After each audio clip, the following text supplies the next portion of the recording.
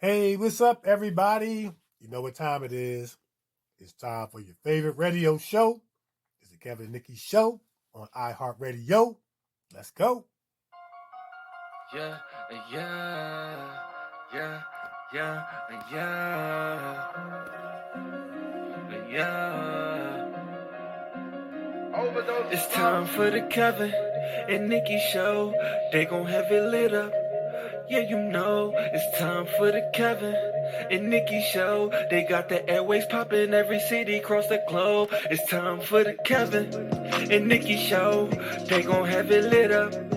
Yeah, you know, it's time for the Kevin and Nikee Show. They got the airways popping every city across the globe. You know him as a dope actor, Kevin D. Bitten. 360 twice, Jim, how he keep winning. And you know the baddest actress, Nikee Warren.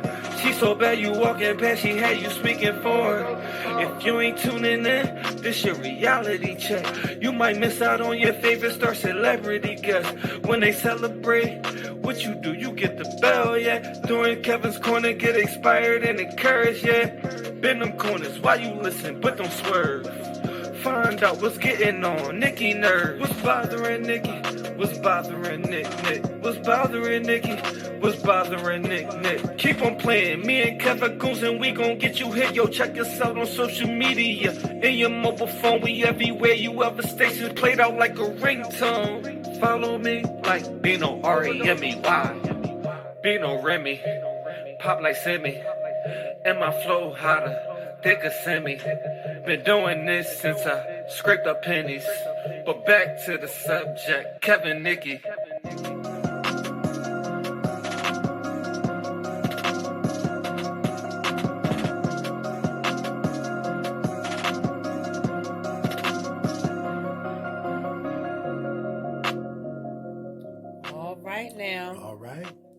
All right now. Come on, people. Come on now. Come on, people. Come on, people. Come on. Come on now. Yeah. Come on, people. Come on, people. Yeah. Anyway, we are back. We are back. Mm-hmm. It feels good to say that every week, man. It does. I look forward to saying that part. It does. It does. Mm-hmm. Because it makes me feel like we're coming back from somewhere. We coming back. We're definitely coming back from somewhere. Even if we're coming back from nowhere. Mm-hmm. We're coming back from somewhere, even if we're not coming back from nowhere. It just feels good. You know? Even if we're not coming back from nowhere? Yeah. When I say nowhere, it doesn't mean that we have to be coming back from a specific place to be back. Because we are back. We are back for another exciting show, another exciting week, another exciting episode of the Kevin and Nikee Show on iHeartRadio, where there's only one episode. You know why? Because we keep going and going and going. We keep rolling. We keep rolling. Yes. We keep rolling. Anyway, I'm actor Kevin D. Benton. And I'm actress Nikee Warren. And we are back. Yeah. All right. So, there's always a lot to talk about. A lot going on. Yeah. Even when it seems like it's not a lot to talk about, there's a lot to talk about. Mm-hmm. You know what I mean? Yeah. So with that being said, it is now time for the many adventures of Kevin and Nikee.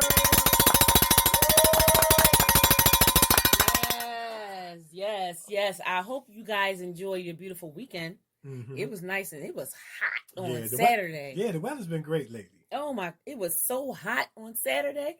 Man, I almost had to turn on the air, but I didn't. Mm-hmm. I didn't turn on the air, but I almost did though. It was hot. I hear you. It was really, really nice outside. Yeah.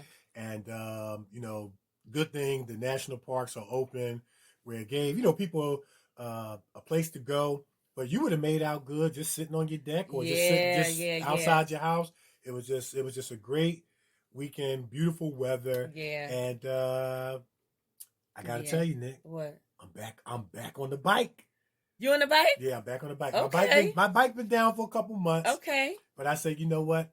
I'm gonna fix it. You fixed it. I fixed it. And you on it. I'm back on the bike. Nice. I've been back on the bike. And I like the bike, man, because you can get your cardio in, and it doesn't take as long as jogging. But I like the bike too because when I get on the bike and I'm exercising, I can't get on a stationary bike because I'm not going nowhere. I'm just looking at the same TV screen if it's on. Yeah. You know, you're in the workout place. Yeah, I mean, you know, when we had the workout places open. Yeah. You're not going anywhere, and it makes the time like it's going slow. Yeah. I was on this bike for at least a half hour, and only 2 minutes went by. I'm serious, man. I said, I can't do this. So I like the bike because it allows me to see scenery and like I'm going somewhere and I have a finish line in mind as I'm looking at scenery. Yeah. But I'm grateful just to be back on the bike, man, getting my exercise in. While I, continue to get my exercise in. Yeah. But I'm back on the bike. I was kind of back on the bike. I'm back, man. Okay. That was one of my adventures. All right. Other than that, man, like I said, just staying on my line, staying on my grind. I'm always doing something on the computer administratively or in the name of marketing, whether it be our acting or our radio show. Mm-hmm. Just always trying to get better, make it better, be better, and so we can be the best. Yeah. Yeah. So, yeah. Well, for me, I've been going over, my lines and different things, like that for when we get ready to get back to working. But I also have been watching, I don't know if you guys ever seen this, it's on Netflix, it's called The Last Kingdom. Mm-hmm. Man, that thing is so good. I'm gonna tell you right now, I'm putting my bid in to anybody out there who was doing some type of medieval time stuff like that. I want to do it. Mm-hmm. I mean, oh my God, even the women was out fighting with the swords and different things like that. That's what I want to. I want to be the part. I want to play the part where I'm like, I'm the queen, but I can also throw down with that sword if I have to. Wait a minute. Now, if you're the queen, you're going to have to behead some people. Well, that's what they were doing. Well, they weren't beheading people, but the queen beheads folk. Yeah, the queen. Okay, you know what? Or throw them into the lions. Okay, how about this? I don't want to be the queen. I want to be a warrior. I want to be a warrior. Okay, I want to be amongst the army folk because them women were out there throwing down with the swords and different things like that. So if you guys have not got a chance to check out The Last Kingdom, check it out. There's this guy, Uhtred of Bebenbar. Mm-hmm. They always got to be up somewhere. Yes. Or son of none. Yes. Uhtred of, what is it? Uhtred of Bebenbar. Uhtred of Bebenbar. Mm-hmm. Son of Uhtred of Bebenbar. And I'm telling you, Uhtred be kicking some behind. Mm-hmm. He be kicking some butt. He got his own little army. And here's the thing. They be using him a little bit. Okay. But when stuff hit the fan, they act like they don't like him. Okay. Right? But when stuff hit the fan, who they call? Mm-hmm. Uhtred. I got Uhtred. Here come Uhtred to save the day. And he actually said it on one of the episodes. He said, y'all act like y'all don't want me around, but then who y'all be calling? Right. So that is a very good series. If you guys on Netflix is season 1, 2, 3, and 4. Mm-hmm. Check it out. I'm in season 4, and I'm gonna tell you right now, I had to jump up and get my little play sword. I made it out of paper. Yeah, I made it out of paper, and I was hitting stuff like Martin Lawrence was on Black Knight 2. Yes. Let me tell you right now, I would not mind putting on them chains and getting out there and whooping something behind. Mm-hmm. I'm trying to tell you, I'm all for it. Mm-hmm. I'm ready for it. Y'all cast me up in that. I'll do it. Mm-hmm. I'll do it. One thing I like to do, hit people with swords, blow stuff up, and the other thing, I'm not going to say that, but shoot people. In the movies, y'all. In the movies. Right. Okay. Let me just put that disclaimer out there. In the movies. Okay. All right. You got to clean it up. You got to clean it up. You got to clean it up. Because I don't want y'all to think, what is wrong with Nikee? No. I just like those films. I'm all about action. Right. I like a lot of action. A lot of action. Drama's okay. I could do a drama. That's good. But man, action, that's my thing. Mm-hmm. That's my thing. That's it. That's what I was doing. So I'm in season 4, episode 5. Okay. That's where I'm at. All right. That's what I'm at. And it keeps you. It's good too. It keeps you from beginning to end. Okay. It keeps you. I'm a fan of medieval time movies and talking dragons and fire breathing dragons. I love those kind of movies. Remember Dungeons and Dragons? Dungeons and Dragons. Yeah. Remember, I tell you a good movie, Aragon. Remember Aragon? Yeah, Aragon. Aragon's good. Sapphira. Yeah. Sapphira. Yeah. She would talk, and I love those kind of movies, man. Yeah. Would love to be in one. Yes. You know, I just can imagine what the set looks like. You know, those realistic medieval time period pieces. And so, yeah, I'm a big fan of medieval I'm sci-fi. a huge fan of Game of Thrones. Game of Thrones. Man, if you ain't seen Thrones, something is wrong with you. Right. I'm sorry. Something is wrong with you. Thrones. Yes, you got to check out Game of Thrones. You know, while we're home and we're in quarantine, check out Game of Thrones. The Game of Thrones is very good, too. You like them dragons and different things like that. Yeah, check that out. All right. So. All right. Yeah, good stuff. So, yeah, man, we just really anticipating just getting back to work, trying to get back to normalcy, trying to get back on set. Of course, we know and anticipate changes are coming, as we talked about last week on the show. But nonetheless, there is an eager anticipation to get back to work, man, to get back on set. We've gotten some updates on one of the horror/sci-fi movies that we're going to be filming. And the wardrobe, the costumes are coming along very, very fine. And they are going to be straight Hollywood when it's all said and done. And we're looking forward to that. Yeah. I'm looking forward to that because I seen another mask. I'm like, wow. Man, listen. Man. Yeah, it's going to be unique. It's definitely going to be really, really unique. Man. Looking forward to it, man. Yeah, so much looking forward to that. Can't wait. So we've been working out. Because, you know, we got to fit into these costumes and different things like that. We got to fit these costumes for some time moving forward. Exactly. So we have to continue to work out. Yeah. So, we told you guys last week about some expansion news for the show. And we want to reiterate that. Nick, tell them about our expansion. Yeah, Apple Podcasts, man. We are now with the Apple. We're part of the Apple Podcast fraternity. Like Oprah, Dr. Phil, they all have podcast shows on Apple Podcasts. Yes. And so we are just awesomely excited to be a part of that fraternity. Yep. And our show is now available in 20 additional territories throughout Africa, Asia Pacific, Europe, Latin America, the Middle East, and Oceania. Yeah, with a whole bunch of. We're gonna try this. I'm gonna try to read some of these. We're gonna try to read some of these names. You do it first. Let me see. All right, so we got Afghanistan, we got Bosnia and Herzegovina, Cameroon, Conte d'Ivoire, Democratic Republic of the Congo, Gabon, Georgia, Iraq, Kosovo, Libya, Zambia, Vanuatu, Tonga, Serbia, Rwanda, Morocco, Rwanda, Nauru, Myanmar, Tonga, and the Maldives. Yeah, we done jacked all these names. We probably jacked half the names, but we did the best we could. Yes, and Zambia. Yeah. Yes, Zambia. What movie was the Maldives mentioned in? Here's the scene. Oh Lord, where were you at? So how'd it go? I had to set up the deal. I had to cut him loose, head through the Maldives, take a shortcut. What? Something along the lines. Fast 7. Oh, okay. Remember he talked about the Maldives? Yeah, I probably hacked up the scene. I definitely got the lines wrong, but I know he said something about the. Remember he got mad because when they took the cars off the train.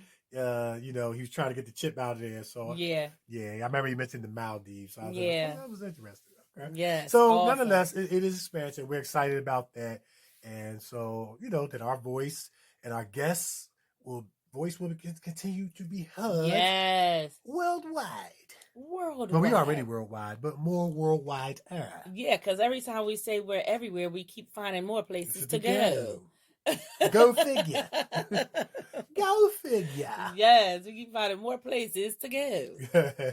We kind of in our medieval bag. Yes, right yes. Go figure. I'm trying to tell you, I would love to do something like that. Yeah. Because they actually showed, like, I'm gonna be high. I am a huge fan of commentary. I like to see how things are made, and they showed some of that behind the scenes footage of the battle scenes. Okay. And man, if it didn't sound like a bunch of firecrackers, yeah, that's what it sounded like. A bunch of, like, they kept lighting a bunch of firecrackers while they were just you know, acting like they were hitting people with these swords. I'm like, Mhm. wow, that's how they do it. Right. And it wasn't a lot of them. It was just a good handful of them, just constantly clacking around on these horses and looking like they were hitting people, and you got the firecrackers behind, something like that. Right. And I just found that amazing. Yeah. You know, so I would love to be on a set like that, you know, and just get my chance to, you know, be at war and all that kind of stuff. I love it. I would love it. All right. So I think that's it.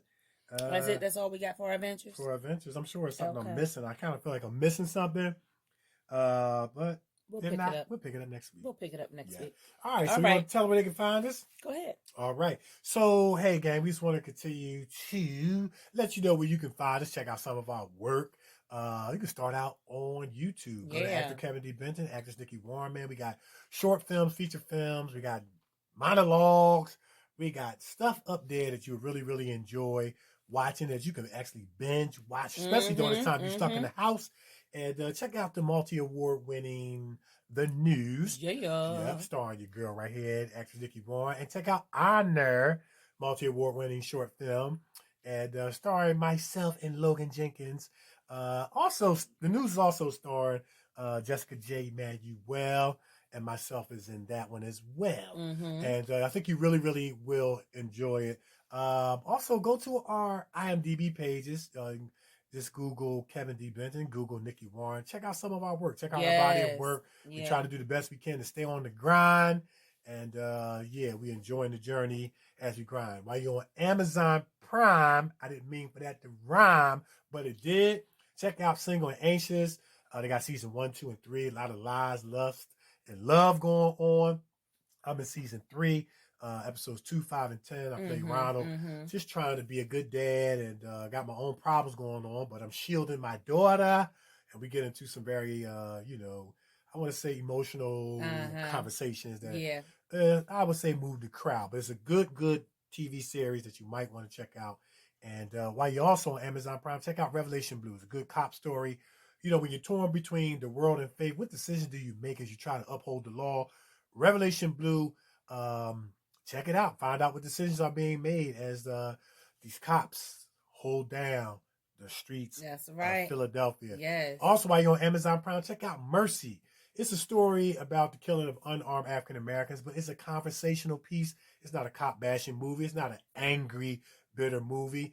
Written and directed by the awesome, my main man Darrell, holding it down, man. He wrote a good story. It's really, you really, really enjoy it. What do you do when you're in a position to take revenge or show mercy? Well, tune in and find out. And then also check out on Amazon Prime, Emergency Landing.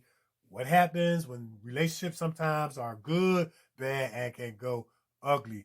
Your girls come across the street with bats in their hands trying to regulate stuff. And you might want to check it out. That's And disclaimer, this is a character, guys. These are only characters that we created. This is not who we are. But sometimes things do get ugly.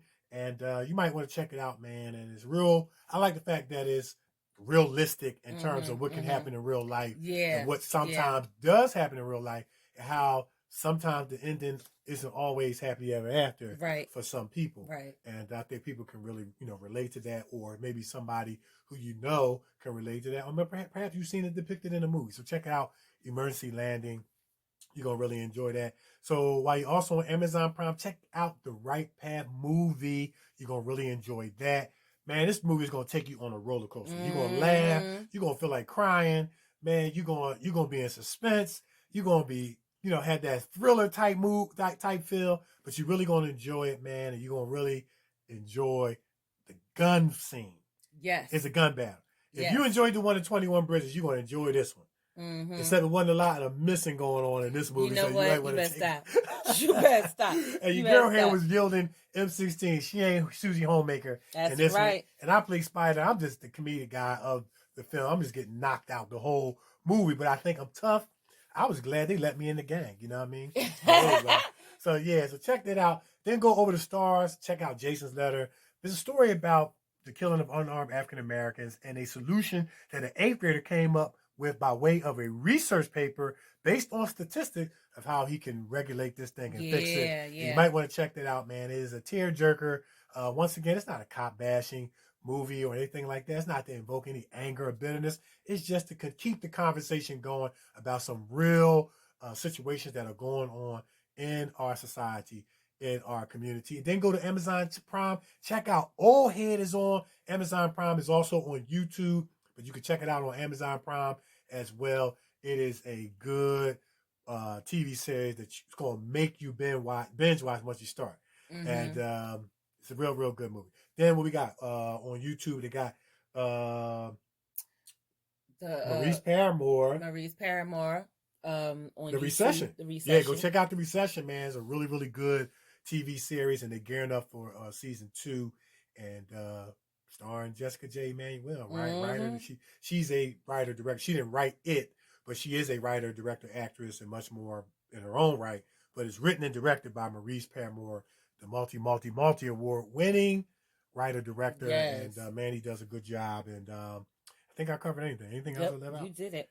Said it. And yeah, go to www.mulatto.cap.com, and it's a forthcoming movie that we'll be in, and you might see some familiar faces when you look at the cast. Yeah. That's all I got. That's it. If I left anything out, I'll get it next week. Yep. Yeah. But I don't think I left nothing out. No, you didn't leave anything out. Okay. You didn't leave anything out. You hit it right on the head. That's why you do it. All right. But next week gonna be your turn. Yeah. Yeah. All right. So we gonna take a break. We're gonna take a break, but before we do, man, listen. Our special guest is a super talent indeed. He is a multi-award winning SAG-AFTRA 5-Core actor, writer, director, casting agent. He does editing. He's an author. He's even a rapper. And guess what? All the music that you will hear on today's show will be that of our special guest when we introduce him. He does everything but crafties. Everything but crafties. Everything but crafties. You know what I'm saying? So don't touch that dial. Look, don't go nowhere. You're going to really enjoy hearing about his journey, how he got started, what he's doing, what he got going on, and what he got coming up. It's the Kevin and Nikee Show on iHeartRadio. We are everywhere. And we will be right back.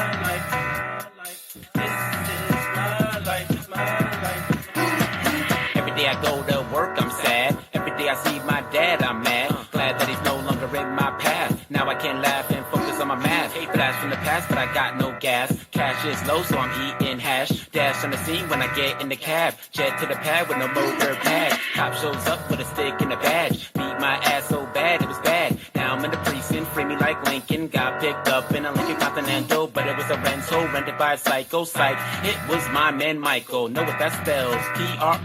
PROBATION.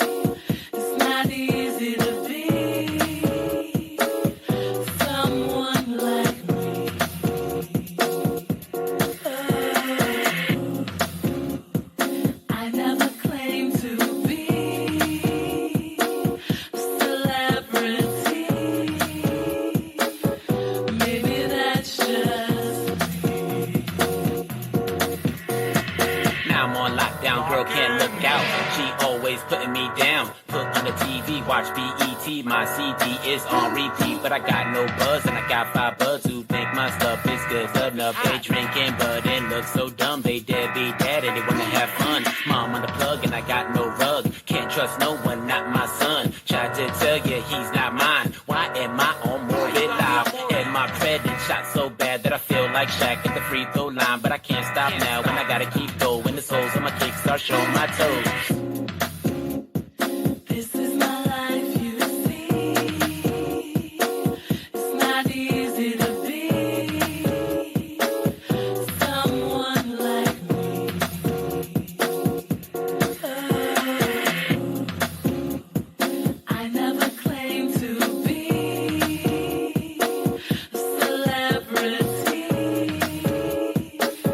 Maybe that's just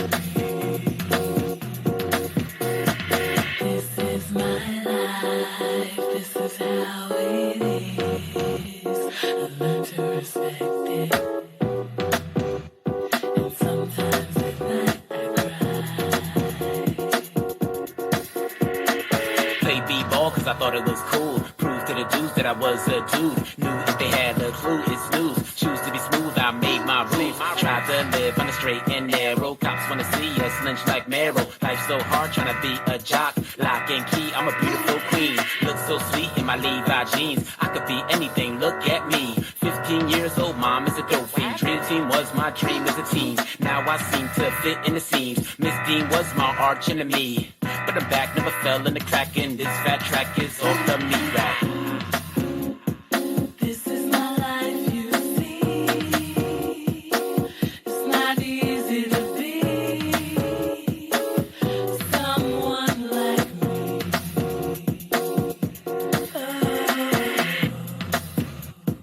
I never claimed to be a celebrity. Maybe that's just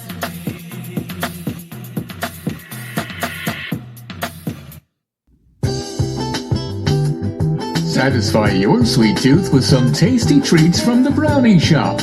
Fudge cupcakes, sweet potato pie, freshly baked bread, homemade ice cream, creamy chocolatey brownies, and much, much more.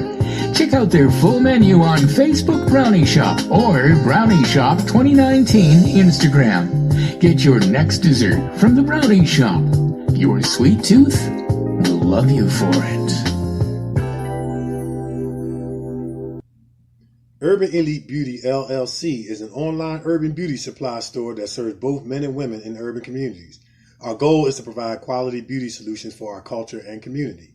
Most importantly, we want to instill in our friends the importance of loving thy hair, loving thy skin, and to love thyself. Check us out on social media, on Facebook at Urban Elite Beauty, on Twitter at dbenton71, on Instagram at urban_elite_beauty, and for more information, go to our website at www.urbanelitebeauty.com or email founder and CEO David Benton at dbenton@urbanelitebeauty.com or call 609-217-5292. Check us out and see what the Urban Elite Beauty experience is all about. All right. You know what? I like that. I like that. That beat was like, that beat make you want to bop your head, don't it? It does. Yeah. It does. And you know what? What I like about our special guest is that he owns his own production company. Yeah. And what better way to have your own film with your own music on the soundtrack? Yeah, Isn't that awesome? That's right. That's awesome. And guess what? One of the things that I didn't mention was that he's a composer. Yeah. Yeah. And music department. Music department. Yeah. But you'll touch on that. Yeah. So we ready to introduce our special guest then. Yes. Okay. Listen, our special guest was born in Germany and raised in Texas.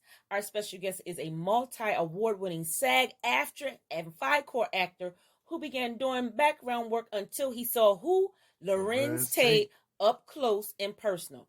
Tate's acting had inspired our special guest to take his acting more seriously, so he began auditioning and booking student films, short films, and independent projects. To date, our special guest has worked with RZA, 50 Cent, Omari Hardwick, Phil Allico, Eliza Hittman, and Adele Romanowski. He also studied with the likes of Alec Baldwin, Southampton Theater, Peter Miner, Terry Schreiber Studios, Matt Newton, and Mary Boyer. He landed several speaking roles on television shows like Power, Wu-Tang, and American Saga, The Luckiest Guy on the Lower East Side, 50 Central, Gotham, John Glazer Loves Gear, and Rachel Way.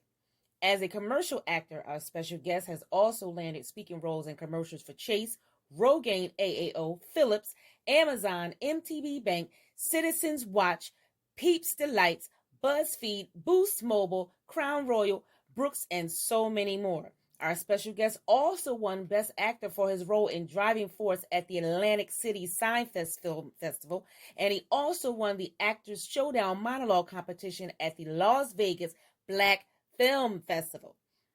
Our special guest is a director himself. He's a producer, casting director who independently has starred in and produced 6 films, 2 of which aired on CBS ABC through the African American Short Films Program.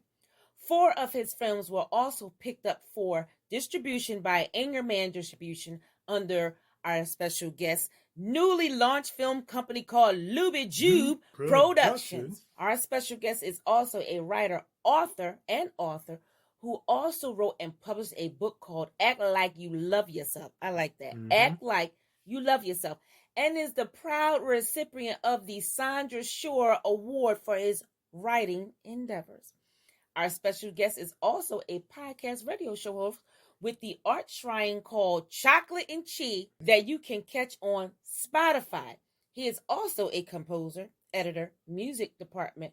He's a rapper and bus driver, and he's an athlete and so much more. We're going to get into that, but who are we talking about? None other than Mr. Lester Greene. Woo! Yes. All right. Yes. All right. So we have our special guest on the line, and we know that our listeners can't wait just as well as we can't wait to talk to him and find out about his awesome journey. Super talented. Just kind of got everything on his resume. You know what I mean? he got an awesome resume. He got awesome resume. Yeah, he has an and, awesome you know, resume. and you know what? Before we jump into it, we're gonna have to draft him into the All Grinders Club. I mean, over 109 IMDb credits in 10 years. In 10 years, That's the All Grinders Club. Like we in that club too. Yeah. You know, it is a lot more of our guests, but we gonna have to draft. We got to put them on the Grinders wall. Grinders Wall of Fame. But anyway, Yes. we have our special guest on the line, Mr. Lester Greene himself. How you doing? Hey, how you doing? Thanks for having me. Yeah. Man, you're more than welcome. We're so honored to have you. Thank you so much for taking time out of your busy schedule. I know we all on lockdown, kind of stuck in the house due to the coronavirus, but we know as writers, actors, directors, and much more, that's something that we all can still be doing inside the house from a marketing, administrative, from a craft standpoint. Yes. So therefore, we know you're probably busy. So thank you for coming on the show. Absolutely. Thank you. The pleasure's all mine. Let's do it. Okay. Well, you know what? Let's just jump right on in. We're gonna jump right on into it. All right. Well, you always start with the. I'll start. You always start with the the traditional question. I'll start. So you just have everything going on. You have your own production company and all that kind of stuff. But I want to go back to the beginning a little bit. We got to go back to the beginning a little bit. Tell our listeners a little bit about how you got started acting. Okay. So I started out as an MC. I was a rapper. Okay. And I did that for a little bit, put out a few albums. And then I felt like I peaked. Sometimes when you do something, you just feel like it's not fulfilling you anymore. Right. So I said, I need to make a detour. I got to sort of pivot. I think it's very important to know when it's over and when it's time to go in a different direction. So I was able to recognize that. And then I started doing some background work. And I would say after my second background job, I said, nope, I need to be in front of the camera. I need to be talking. I need to be speaking. My voice needs to be heard. There you go. And so I just and then I just started booking short films and feature films, TV shows, commercials, and it just started snowballing after that. Nice. Awesome, man. That's awesome. That's awesome. Absolutely. Yeah, that's awesome, man. Now, I mean, you got your work ethic. You talk a lot about you being a bus driver. You got your work ethic from becoming a bus driver, and the next thing you know, you're in movies and commercials driving a bus. You know what I'm saying? How ironic is that? Right. So talk about you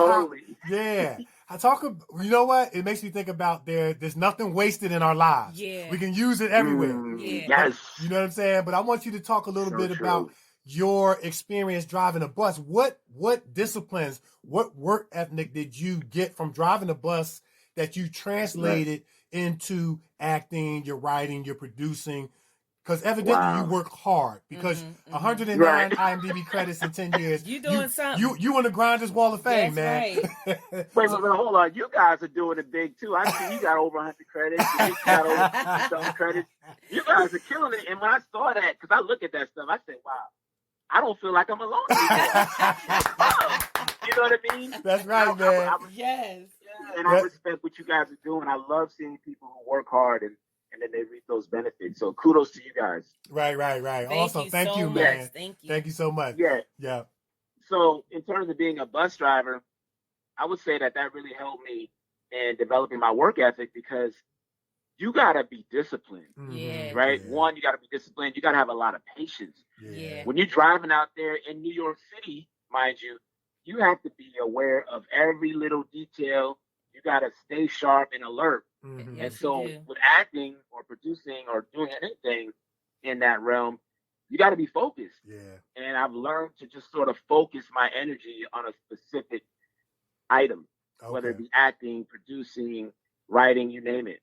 Nice, Awesome. That's nice. Awesome. Now, when the passengers started to recognize you, did they bum rush the bus and say, "That my bus driver is a star. He's a star." Did they bum rush you for the autograph? How did that go? Well, I had friends and coworkers with a job who would sort of say, "Hey, Lester, I saw you in a commercial, or I saw you in that film," and then sometimes passengers would say, "You look familiar." They couldn't really pinpoint where they saw me, but they just recognized the face. So it's always nice to get that. But for me, I just love doing it. Yeah. I love just acting and being creative. So all that other stuff is great. But I'm focused on the craft. Yeah, Right, there you go. that's There you it. go. That's it right Right? there. Yeah. Yeah, focus on the craft. That's what's up. I love it. That's what's up. Now you talk about you had the chance to see Lorenz Tate, phenomenal actor, legend, icon, Absolutely. up close and personal, yeah.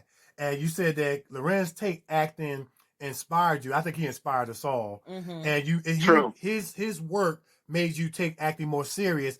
Talk about that connection you made with him in the way that you did and how he inspired. I mean, Dead Presidents, right? Yeah, Dead Come on Presidents. now. We Yeah. go all back to Dead Classic. Presidents. Why do fools Why fall do in fools love? fall in Classic. love? You know what I'm saying? Yeah. Come on now. But you know what's funny with him? I feel like people don't really talk about him when they say the top actors, right? Yeah. You They hear the don't. They don't. Denzels and the Don Cheadles and the you name it, but you don't hear Lorenz Tate, and I always wonder why, because he's a legend. Yeah. And he's so talented. And he never grows old. He looked the same as he did. Right. He's the ageless wonder. You know what I'm Him saying? and all his He other is, brothers. Yeah. They look so young. Yeah, I watch him. Absolutely. I watch him in Power, and he just sort of keeps evolving with the time. But yeah, I saw him on TV, and I just sort of saw myself in him. It's hard to explain, but when you see something or somebody who looks like you, Right. it just inspires you. It sort of moves something inside of me. And then I told myself from that moment on, I want to do that. I want to be in front of the camera. I want to be acting. Yeah. I want people to feel what I'm saying. Right, So that's how that happened. Yeah.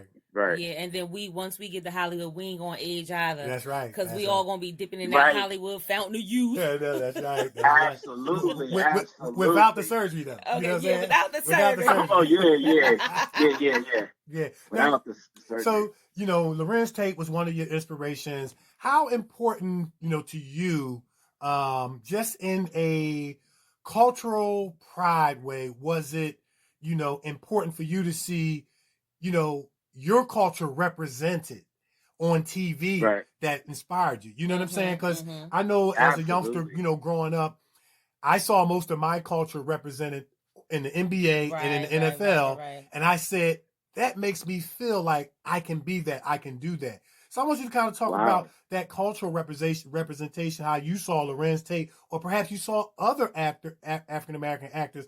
How did that impact you as far as saying, you know what, I got a shot to do this? Right. Well, I'm all about diversity.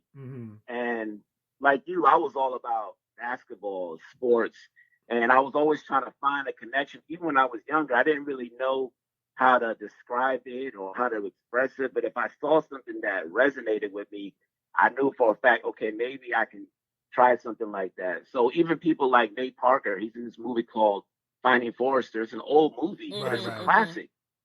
And I don't know if you ever saw it, but he plays this writer who plays basketball, but his special gift is writing, but he's sort of rejecting it because he wants to be cool with the guys and he wants to be known as the basketball player, but his gift is writing.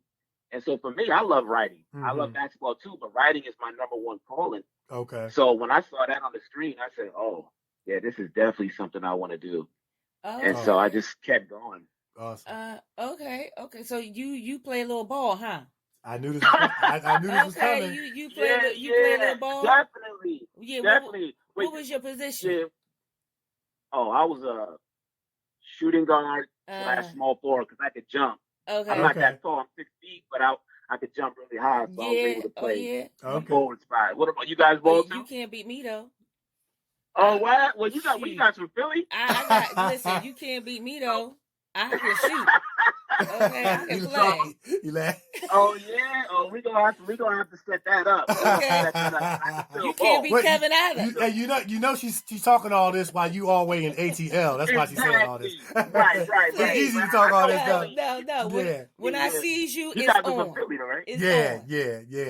Yeah. But, so I know you guys can ball. Yeah, that's right. Yeah. Say it louder. Say it again. I'm not gonna lie, because you know what? The first thing I think about when I think about Philly basketball is Will Smith, Fresh Prince of Bel-Air. Yeah, no doubt. I'm pretty sure that you guys can ball. Yes, thank you. And Will Smith can ball too. Yeah, they say he was on the set. He can ball. Yeah, Will Smith can ball. Okay. He was on the set. No, I know that. Yeah, he was on. I think it was down in Atlanta.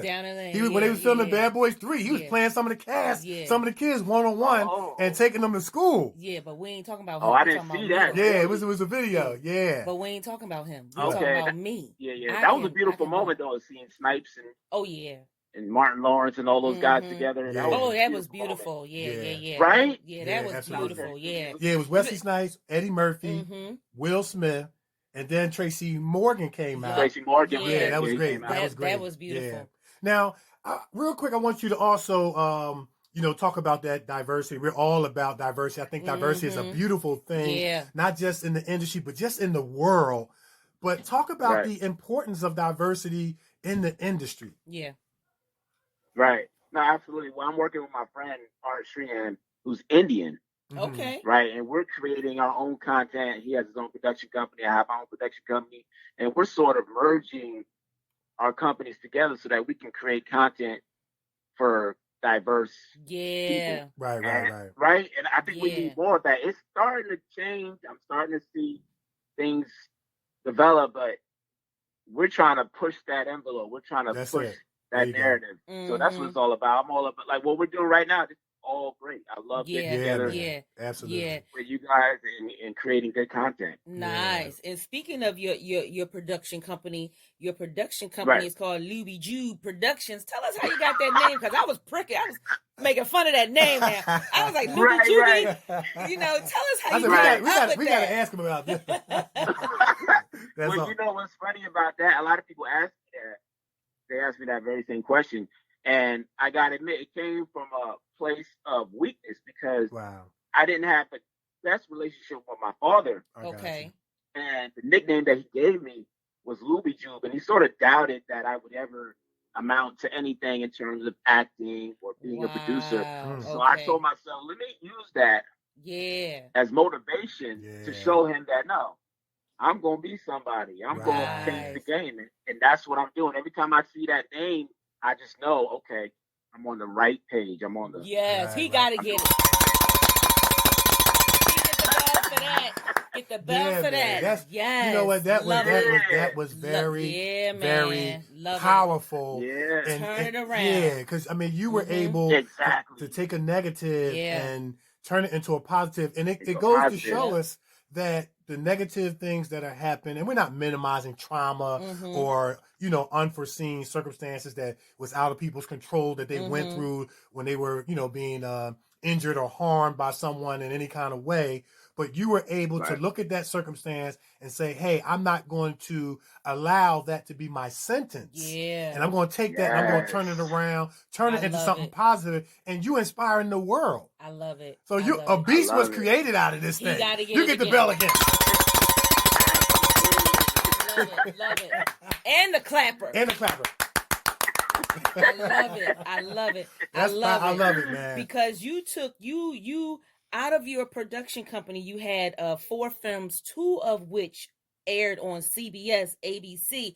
Talk a little bit about those films right there, and then talk a little bit about the other films that got picked up by AngerMan Distribution. Let's talk about that. Oh, right, totally. So I used to work with a filmmaker in New York City named Antoine Allen, and I got together with him and Emily Stewart, who's a producer in New York City, and we just sort of worked on short films together. And they tied their connections to my connections, and were able to get it screened on live television. And it was a great moment for us. I was so proud of it. Nice. And then after that, I moved from New York to Atlanta, and just networking with people, I came across a guy named Peter Angle, and he has this distribution company. Saw some of my content. He thought that it would be a great place for it. He thought my films would work great on his platform, and so we signed a deal. We just made it happen. So that's great. Kudos to AngerMan Distribution. Yeah, that's awesome. Nice. CBS, ABC through the African American Short Films Program. Nice. 4 of your films were picked up for distribution, AngerMan Distribution, under your newly launched company. I like it. I like it, man. And I think we should point out that he was born in Germany making his way downtown to Texas. People passing them on by. I love that song. Okay. What about that? Hey, listen, Vanessa Carlton makes that piano talk, don't she? I love it. I love it, man. Yeah, I remember the video. What is he playing in the street or something? Or I think remember so. The visual. Yeah. Awesome, yeah, man. something like that. I know the song though. Yeah. Listen, she could play that piano blindfolded with one hand tied behind the back because she was making that piano talk, man. I'm serious. Yeah, very absolutely. Yeah, I can do that. Here comes another challenge. See, I hope you see that Nikee's very competitive, because the next thing, when we get to talk about your rap career, she's going to want to challenge you to rap. Because wait a minute now. Wait, we ain't get to that yet. Okay. Because her rap name is what? MC Skillet. MC Skillet. Yes. Yeah. Oh, really? Yeah. That's it. Right there. Let's finish our talk about the acting. We might get to a rapping pass or something like that. But anyway, wow. So like I said, you have a very, very decorated resume, man. You have had the opportunity to work with some of the best in the business. I mean, you were on 50 Central. You worked with RZA. Omari Hardwick, Phil Alako, Eliza Hittman, Adele Romanowski, and many, many more. Talk about what it was like working with them. Well, I just feel like when you work with those people, RZA or 50 Cent, it's just another level of excellence. Right. Yeah. And so you know that you can't come to that table not being professional. That's right. So it sort of trained me and prepared me for my own productions. So when I start to do my own stuff, which I am, I know exactly how to approach it. I know exactly what I need to do. So it definitely prepared me for my own stuff. And I think it's so important to get the best of both worlds. Right. Yeah. Absolutely. Wow. That's powerful, man. Wow. Because, like you take 50 Cent, for example, who has a rap persona, but he's a businessman. Oh, yeah. And he's a very, very professional businessman. And when you get the chance to connect or approach, an icon like 50 Cent, you can't be coming up like, yo, 50, because it's not on that level. Can't. That's right. It's That's Mr. right. Jackson Right. that. It's Mr. Jackson. Yeah. Hi, how are you, sir? My name is actor Kevin D. Benton. That's how it go down. Yeah. And no, absolutely. And we have to point out, don't owe him any money. Right, that's okay, true. Please don't for real. He will blast you on Instagram. He sure will. Please don't owe this man no money. Okay. When I worked on 50 Central with him, I got a chance to act with some of the other actors, and I had some lines. And after my performance, he came up to me, shook my hand, and he said, "Great job. Wow. Very talented. Keep up the great work." It meant a lot to me. Yeah. It might not have meant much to him, but for me, it was everything, because you need that it just helps reinforce what you're doing when you get that stamp of approval. Mm-hmm. Yeah, and I seen 50 Central too. Yeah. Yeah, I seen I seen a few episodes. Is that coming back? Like, what happened with that? Yeah, good question. I don't know. It came and then it seemed to sort of stop. So I'm not sure. Okay. I'm not sure. Yeah. But I was also in Power, and I got a chance to work with Amari Hardwick and 50 Cent. Mm-hmm. And Amari Hardwick came up to me and told me I did a great job. I was in a couple of scenes, had some lines, and it was just a great environment. Right. And it's not even about him giving me another opportunity. It's about just being in that moment and appreciating it. Yeah. And then I'm sure that the cherry on top was, almost kind of like being, you want to say, singled out. Like you stood out so much to them, so much so that they were able to give you a compliment. And I'm sure that had to be very, very encouraging, inspirational, motivational for people of their stature to look at you and say, and give you that compliment, man. And I know that's something that you'll hold dear, probably for the rest of your life. You know what I'm saying? Yeah. Absolutely. I got a quick story for you. I was in the table read for the Wu-Tang Clan American Saga TV show. Yeah. You know about that, right? Yeah. No doubt. Love me some Wu-Tang. So, all right, wait, before you tell the story, name all of the Wu-Tang Clan members. I'm putting you on the spot here. I know. I think there are 9. That's all I know. You weren't supposed to say that too loud, but anyway. But that's all right. Go ahead, man. I'm pretty sure there's 9. Aren't there 9, though? I think it's quite a bit of them. It's quite. All right, let me see if I can do it. There's RZA. Yeah, you do it. Okay, there's RZA, there's GZA, Method Man, Raekwon the Chef, You got ODB, rest in peace, Ghostface Killer. I know those are the main 7.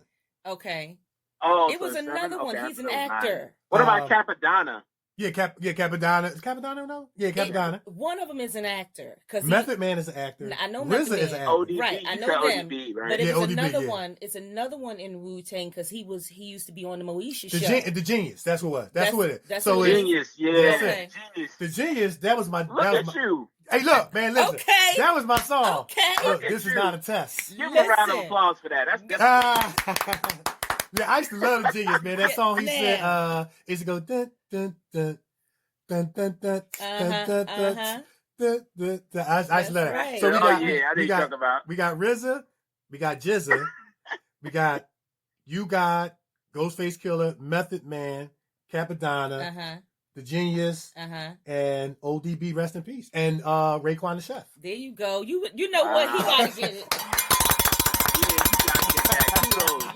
All right, go ahead and tell your story, man. Tell your story. I love their music though. So I was on the table read for the TV show, and RZA was sitting right next to me, and I kid you not, he looked over, and he said, "Hey, Clocker, this is your seat," and that's my character's name. Man. Right, I saw that on your IMDb. Yeah, I couldn't believe that he knew my character's name though. He actually called me by my character's name. It wasn't like he said, "Hey, you sit over there." Wow. And I saw that and I almost passed out. I couldn't believe it. Nice. It was an honor. Yeah. The fact that he knew. Right? It's a little thing. Yeah, absolutely, man. That's RZA's big. A good actor too. Yeah. RZA, he's a Method Man. Yeah, they're all really good actors. Now I was in I was in a scene with Method Man for up and coming spinoff. I can't say the name because the NDAs and all that stuff. Right. Spinoff of Power. And I was in the scene with Method Man. He was so down to earth, man. I played one of the jurors, and I was one of the featured jurors. And he came over there and shook everybody's hand one by one. He was so down to earth. We was back in craft. He's busting it up. I was like, "Yo, is the Wu get back together or what?" He said, "I don't think so, but I ain't gonna be there." I said, "Well, it ain't gonna be the same without you." You know what I mean? Yeah. But he was so down to earth and personable that and he tall too. He about 6'4", 6'5" too.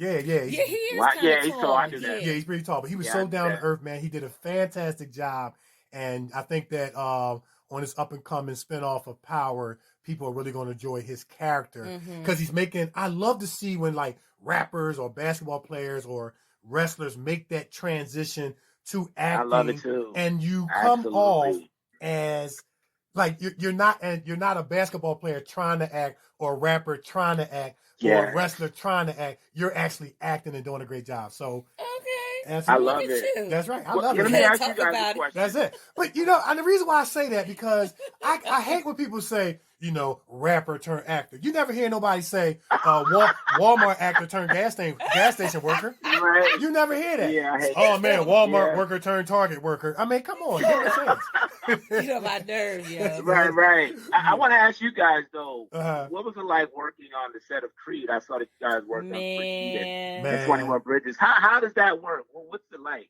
Well, let's start with Creed 2. Let's start with Creed. First of all, Creed 2, Nikee yeah. was sitting right next to Tessa Thompson. She was kind of Tessa Thompson's Oh, wow. girlfriend entourage. Yeah, I was man. 2 rows back and Two maybe rows 3 back. seats over, and we had so much fun.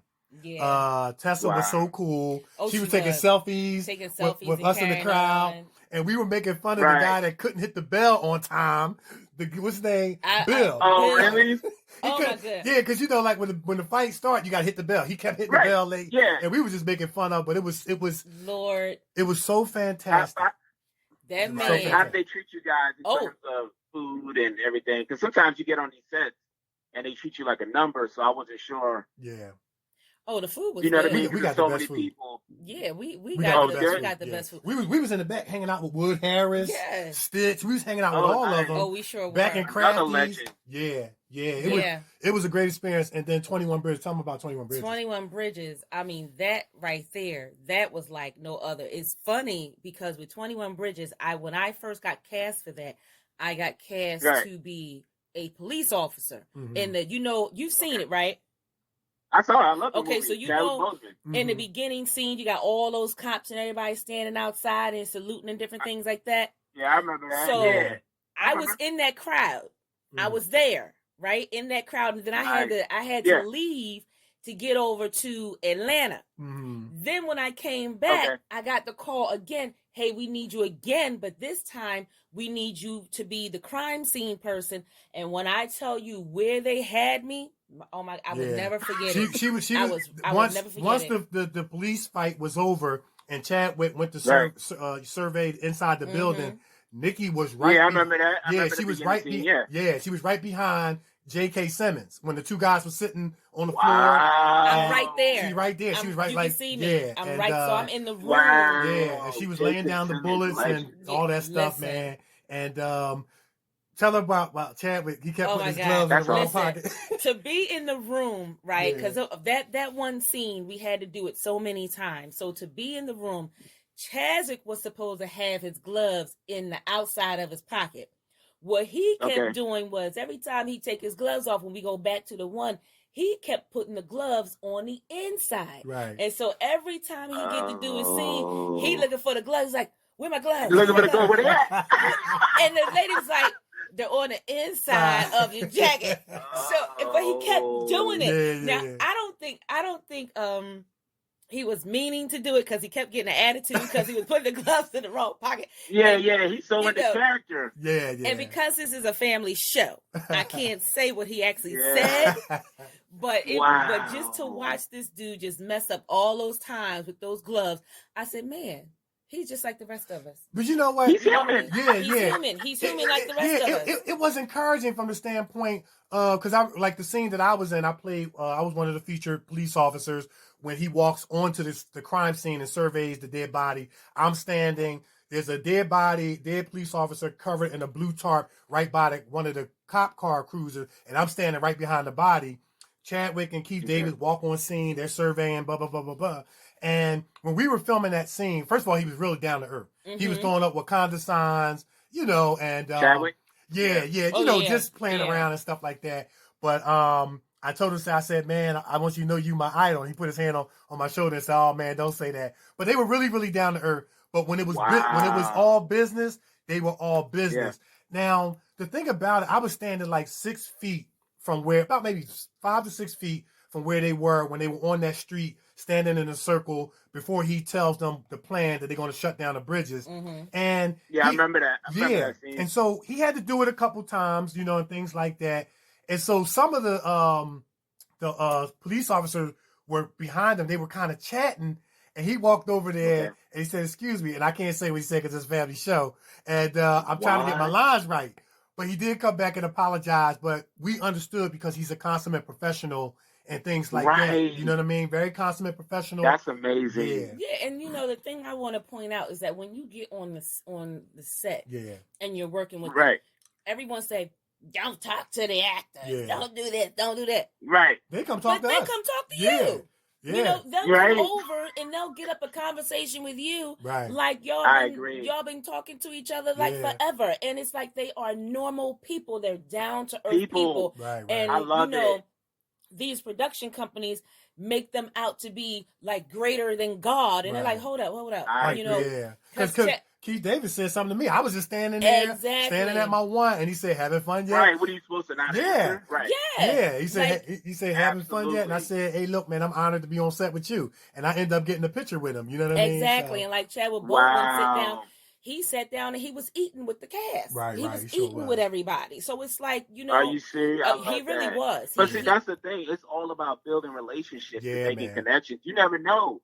Right? He might see you and say, "Hey, you know what? I like your look. I like what you're doing. Listen, I'm working on this other project. We'll talk about it." You never know where that next opportunity is going to come. Right? Exactly. So I always try to keep an open mind. Yeah, absolutely, man. Yeah, and I come on. They're people too. Yeah, I really enjoy telling and hearing the behind the scenes stories of how you connected with certain people, because it's all a part of the journey. It's all a part of the experience. It all is what makes it that above average. Makes it worthwhile. Yeah, man. Yeah, it's great, man. Absolutely, yeah. I saw that you're a comedian or something like that. I do a little comedy, man. I got jokes. Yeah, man. So do you do stand up or is it just? I do a little bit of stand up. Yeah. Okay. Yeah, man. I do a little bit of hosting. Or do you travel with it? No, I don't travel with it. When I got my start. This is how I got my start. I was actually putting together a young adult fellowship in a church, and I marketed, that you have to do, faith-based rap, faith-based poetry, song, dance, and comedy. And so I had already put this flyer out, and nobody signed up for comedy. So I said, since I done market this thing, somebody got to do comedy. Yeah. And I said, I have to let at least one person be represented in that category. Nobody signed up, so I had to get up there and do it. Yeah. So I got up there and did it, and the crowd loved it, man. And I said, you know what? I might be on to something. Yeah. Tell them about that. Do you have the video of that?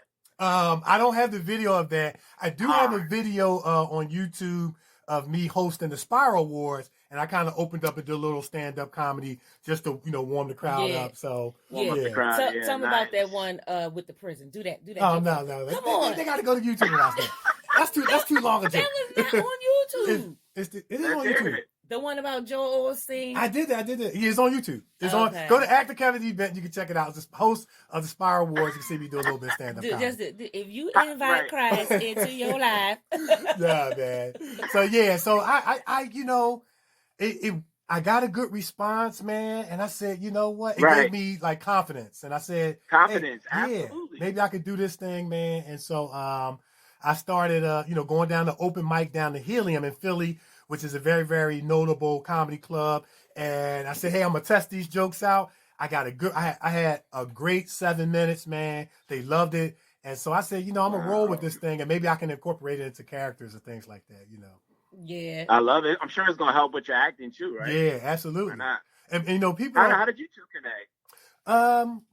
What, the set of Emergency Landing? It was Emergency Landing. Yeah. I was getting ready to whoop that behind with my baseball bat. It's a feature film. It's on Amazon Prime, and it's a story about it follows a story of four couples and pretty much what can happen when relationships are sometimes good, bad, and they sometimes go ugly. Yeah. And when I say ugly, it goes ugly. It really goes ugly. You said it's called monogamy, right? Emergency Landing. Yeah. Oh, they said monogamy because they got this new show called Monogamy. Okay. Yeah, it's called Emergency Landing. Yeah, and it's real good. And so I'll check it out. My character, I play Bobby Mason, and I'm married to my wife. I'm not really supporting her in her dreams. I was a former NBA player who lost it all, and she's struggling with our now going from the mansion to living into a one-bedroom apartment, but yet she still has these dreams, and I'm not supporting her. But she has a baby by a former boyfriend. Yeah.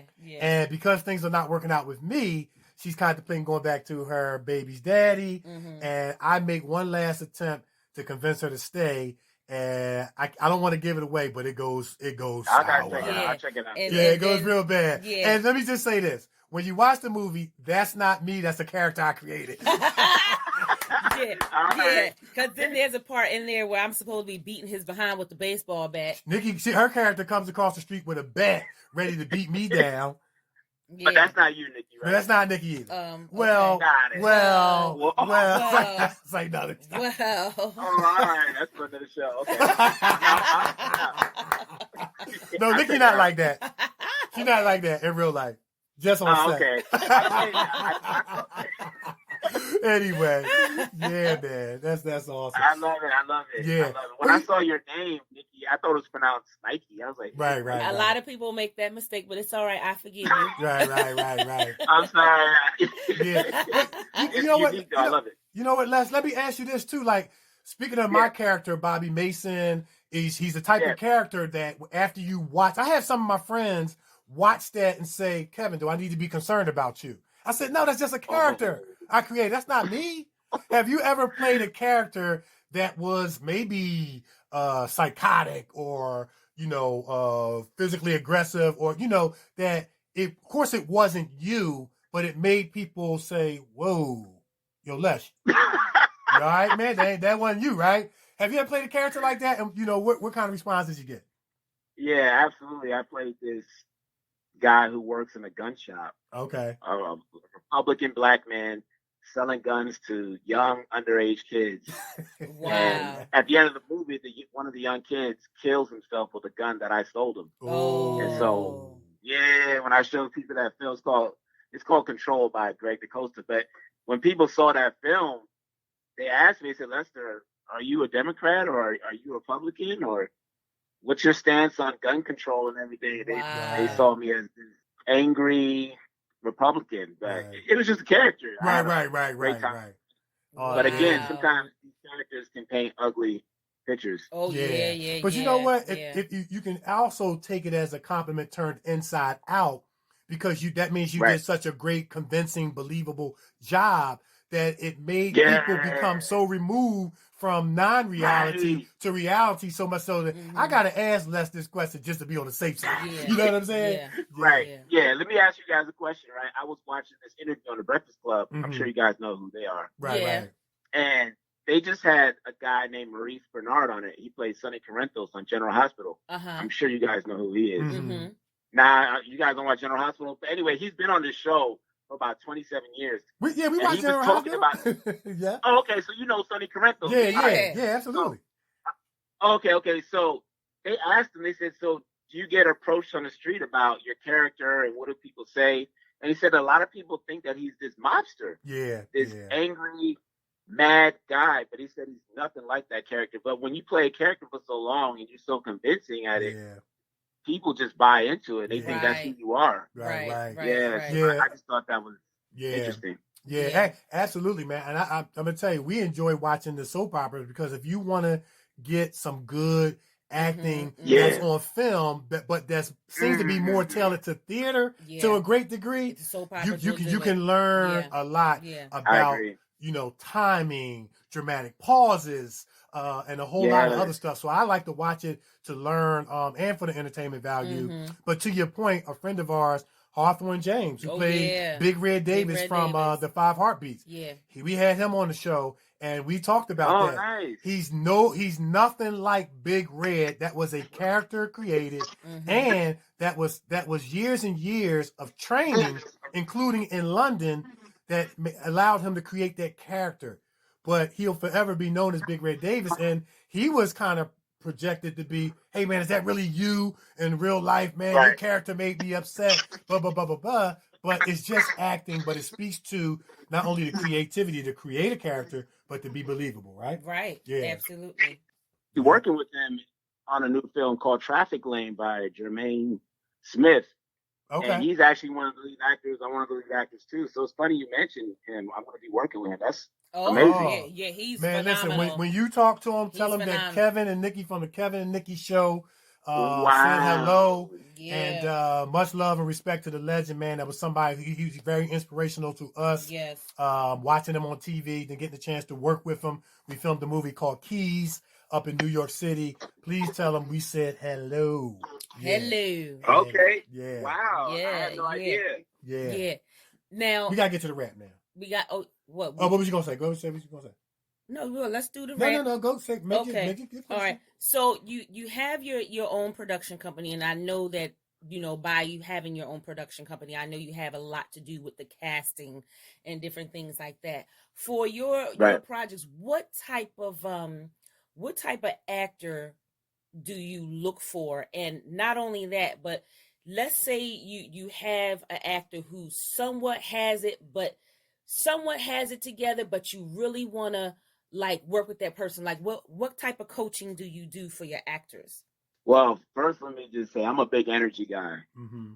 So I'm all about people who bring a certain energy to the table. If I like your energy, I think you have a great personality and you have some talent, then I'm all about collaborating with you. Because sometimes you'll meet people who are really talented, but they have a bad attitude. Right. Oh, yeah, I like yeah. So those are the people that I try to avoid. Even though they're talented, you don't want to be on set with people like that, right? Because sometimes you're on set for long hours. Yeah. Who wants to deal with somebody who's acting like a diva? Right. Or Right. somebody who thinks she's entitled.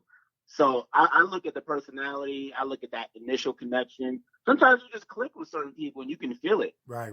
So I go off of that. That's usually my meter. Yeah. I got you. Okay. That's powerful, man. Yeah. That's and you know what? And I'm so happy that you're saying that and reiterating that, because, you know, when directors think the same way, you know, as you are a director, writer, producer, that speaks to a lot of directors across the board. They don't want to be on set with problematic people and people that are going to have negative energy, because to be in close proximity with somebody for 12, sometimes 16 hours, that could make that feel like 24 all day. You know what I'm saying? Yeah, so, absolutely. I hear absolutely. You, man.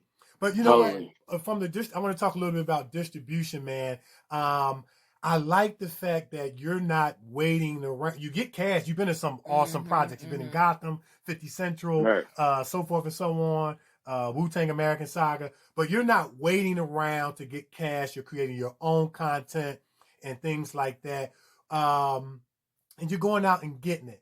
Now, from a distribution standpoint, I hear some of the actors say the politically correct thing. Well, you definitely have to be in this thing for the passion, but create your own content.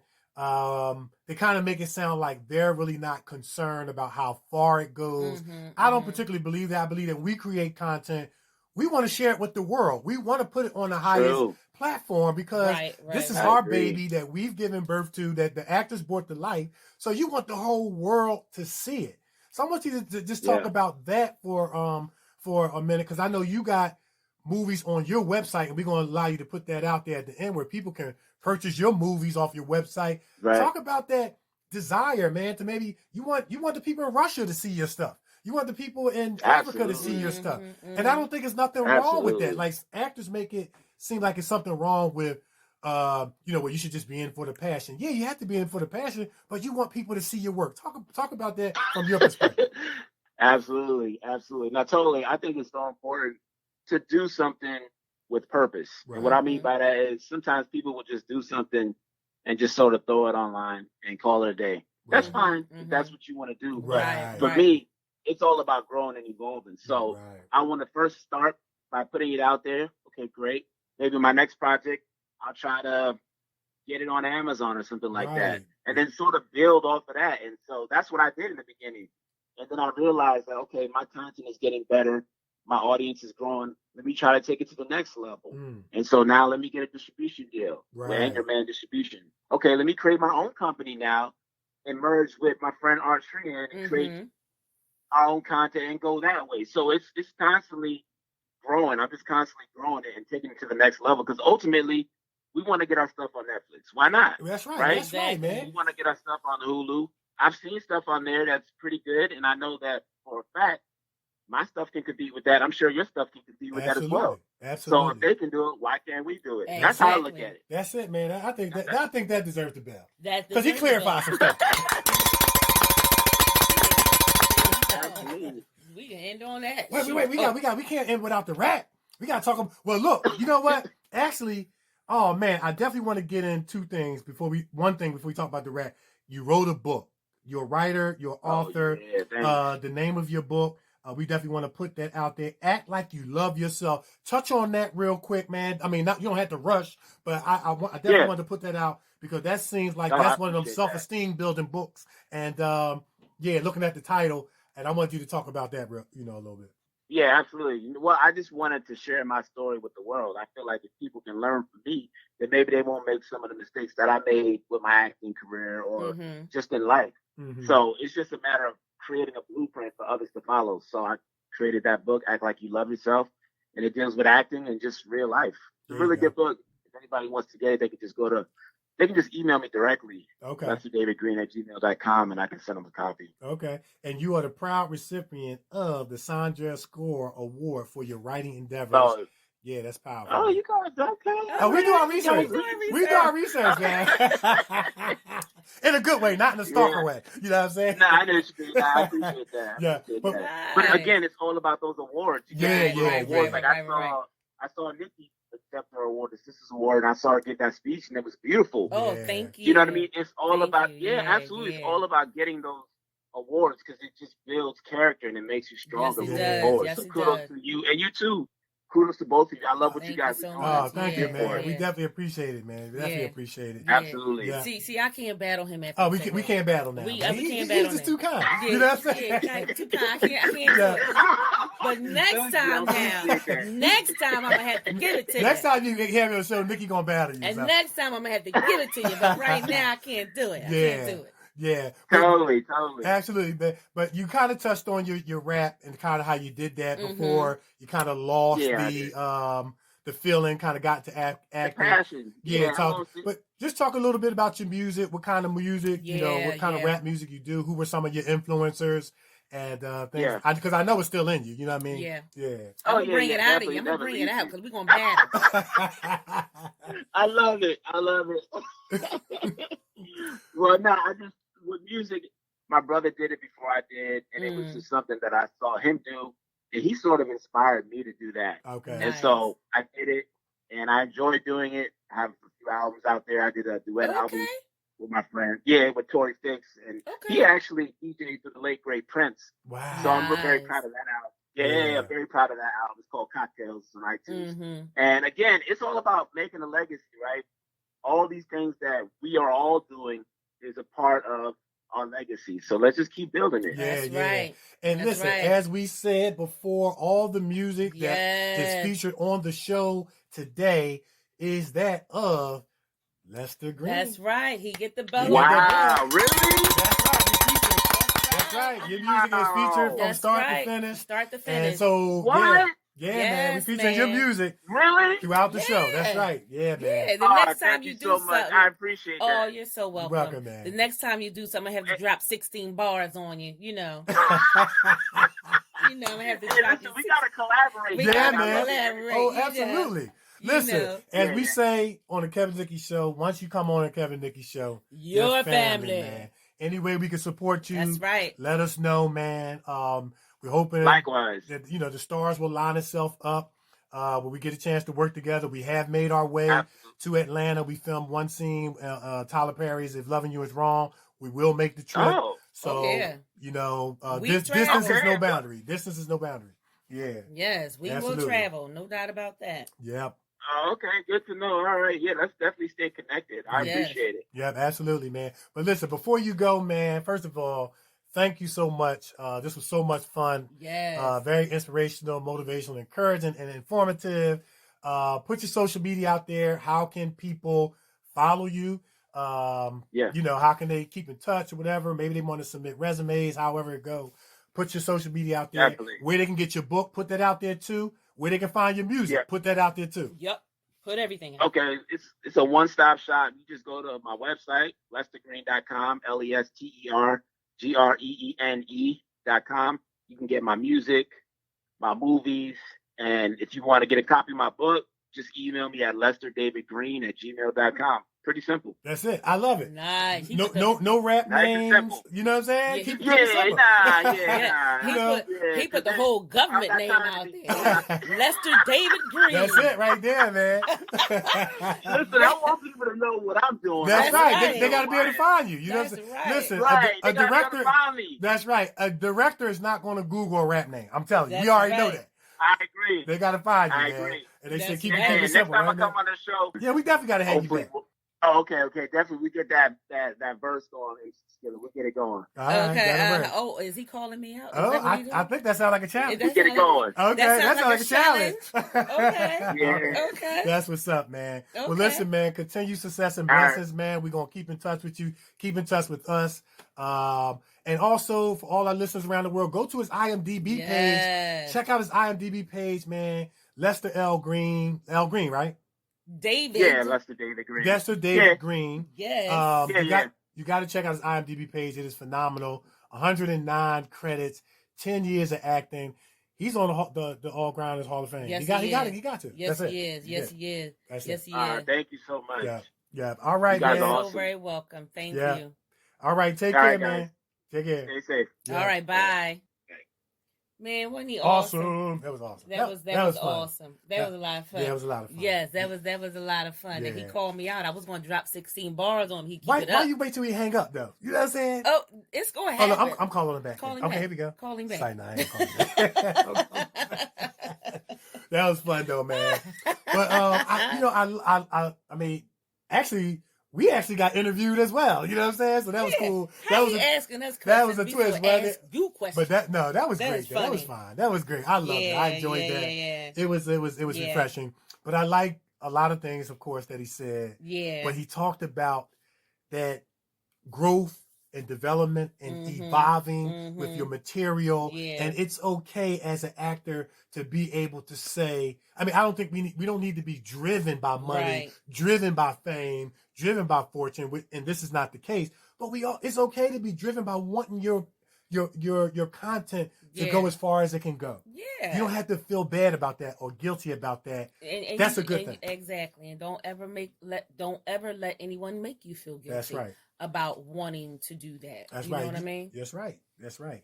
It's a blessing Mm-hmm. when you go to that theater and you sit on that front row and see yourself up there. Right. It's a feeling that comes over you that is just like no other feeling. Right. You know, you enjoy that. You know, it's a blessing from God to be able to do that because it makes you feel like you have accomplished something beautiful.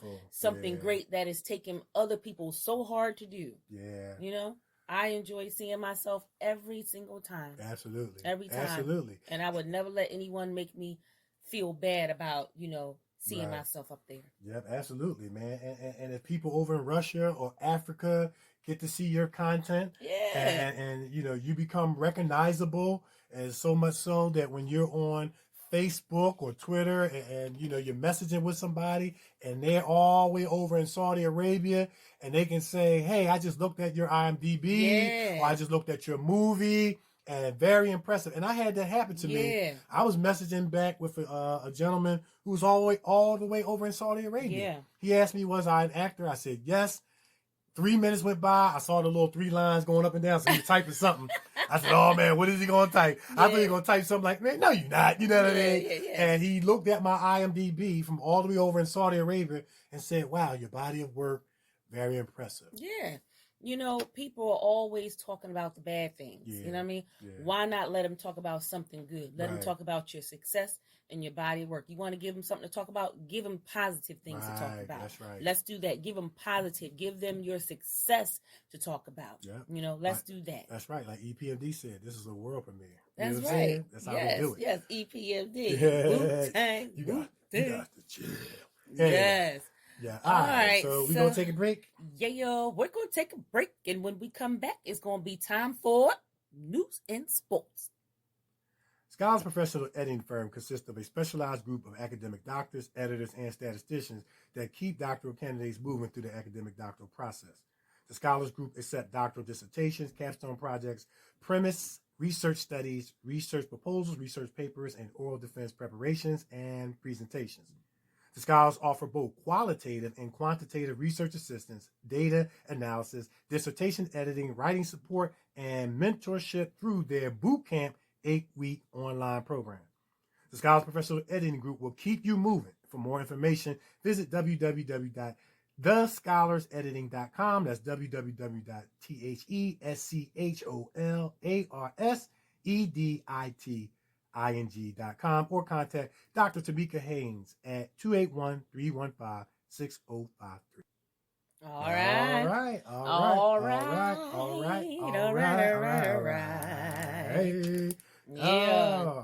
right.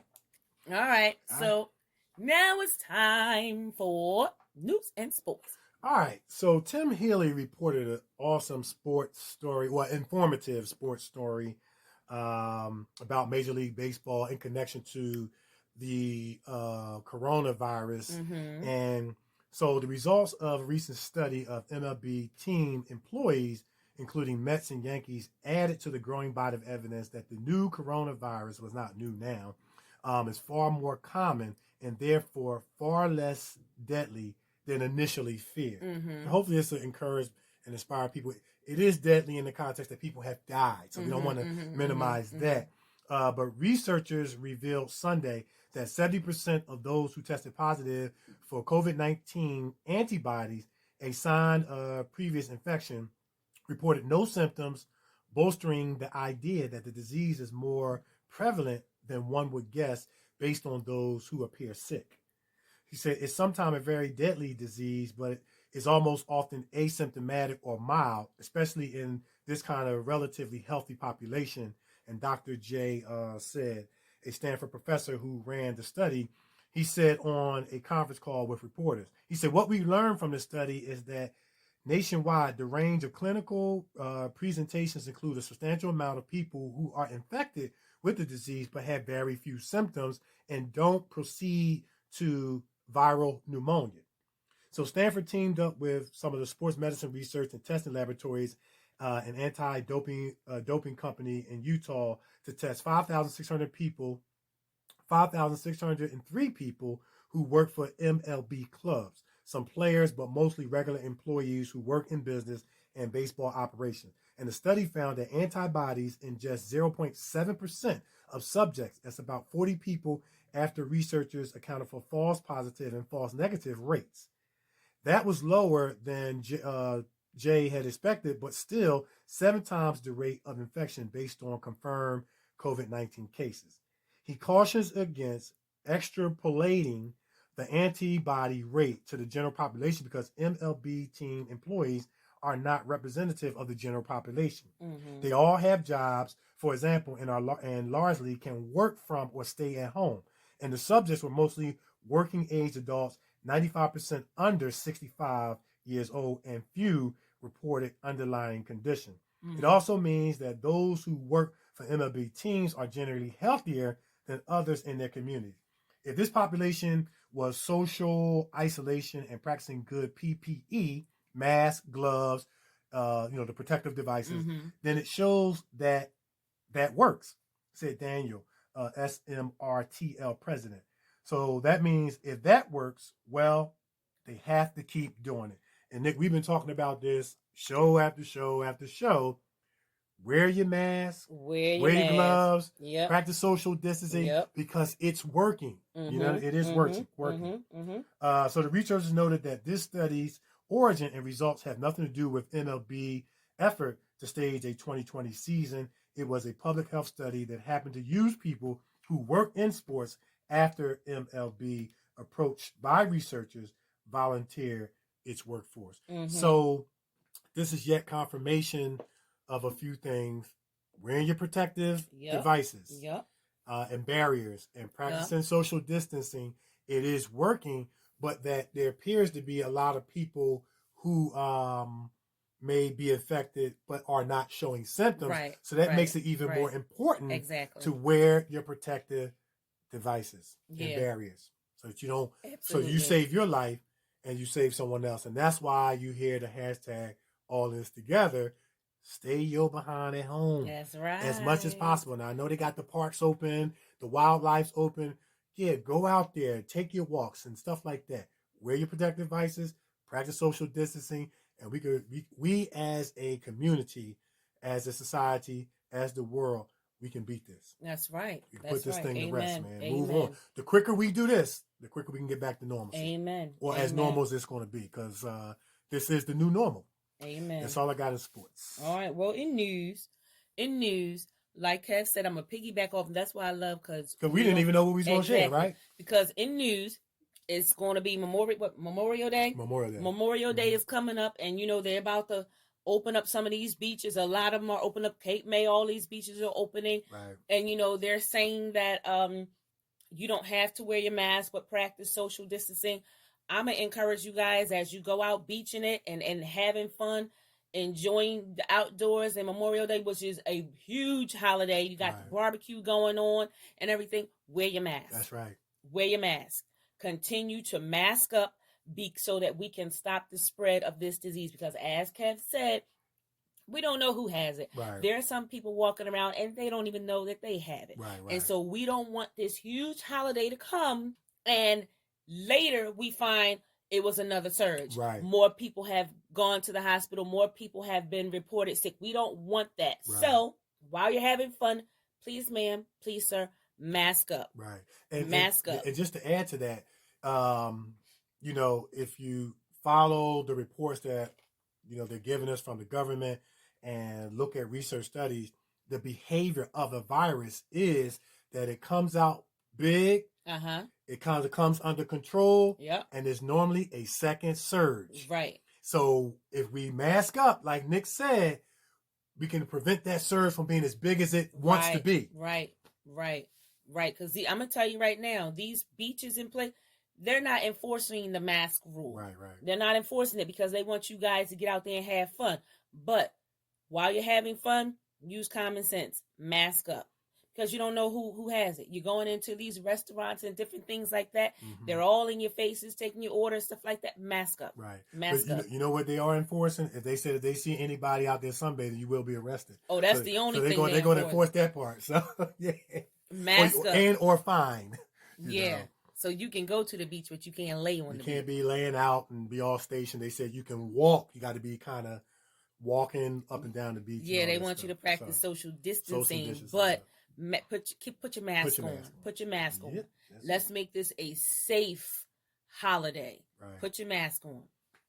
And in other news, everybody's, the biggest news story right now that is going on is Ahmaud Arbery, the 25-year-old who was killed back in February while he was jogging in a neighborhood outside Brunswick in Georgia. Mm-hmm. Well, more footage have surfaced. Okay. The owner of the house, he had cameras and everything around the house, the construction site. And he said the only thing Aubrey did was trespass to get a drink of water. Okay. That's it.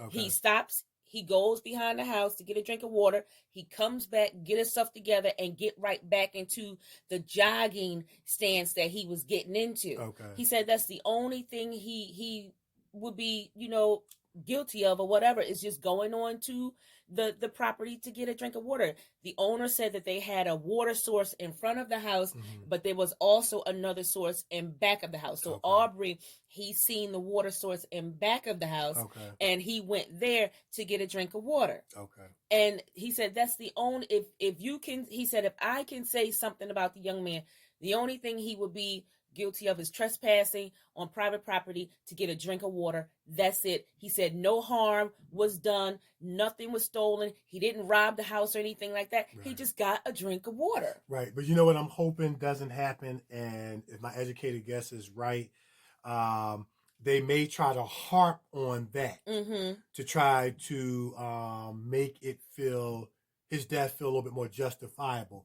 Because I was watching this commentator on CNN, this African-American guy, can't remember his name, and he said that every time these African-American males get killed, they tend to, of course, there's investigation, but they also tend to dig into their history and, and if they find things like smoking weed, he used to carry guns, had any previous charges, they harp on that in the media to make these young men feel more deserving to be killed because then you get deemed as a thug. This is what the commentator is saying. And so I know that when they dug into his past, they found out he had a master's degree. Yeah. You know, he was a very intelligent, upstanding young man. You know, nothing else has come out negative other than like what you said. Apparently he jogs that way all of the time. Yeah. Yeah. He jogs over there. I mean, his father said, "Listen, all I want is justice for my son." Right. Okay, so when you can't find any negative thing to dig up on a young man, what else you want to do? Right. And that's what I was saying.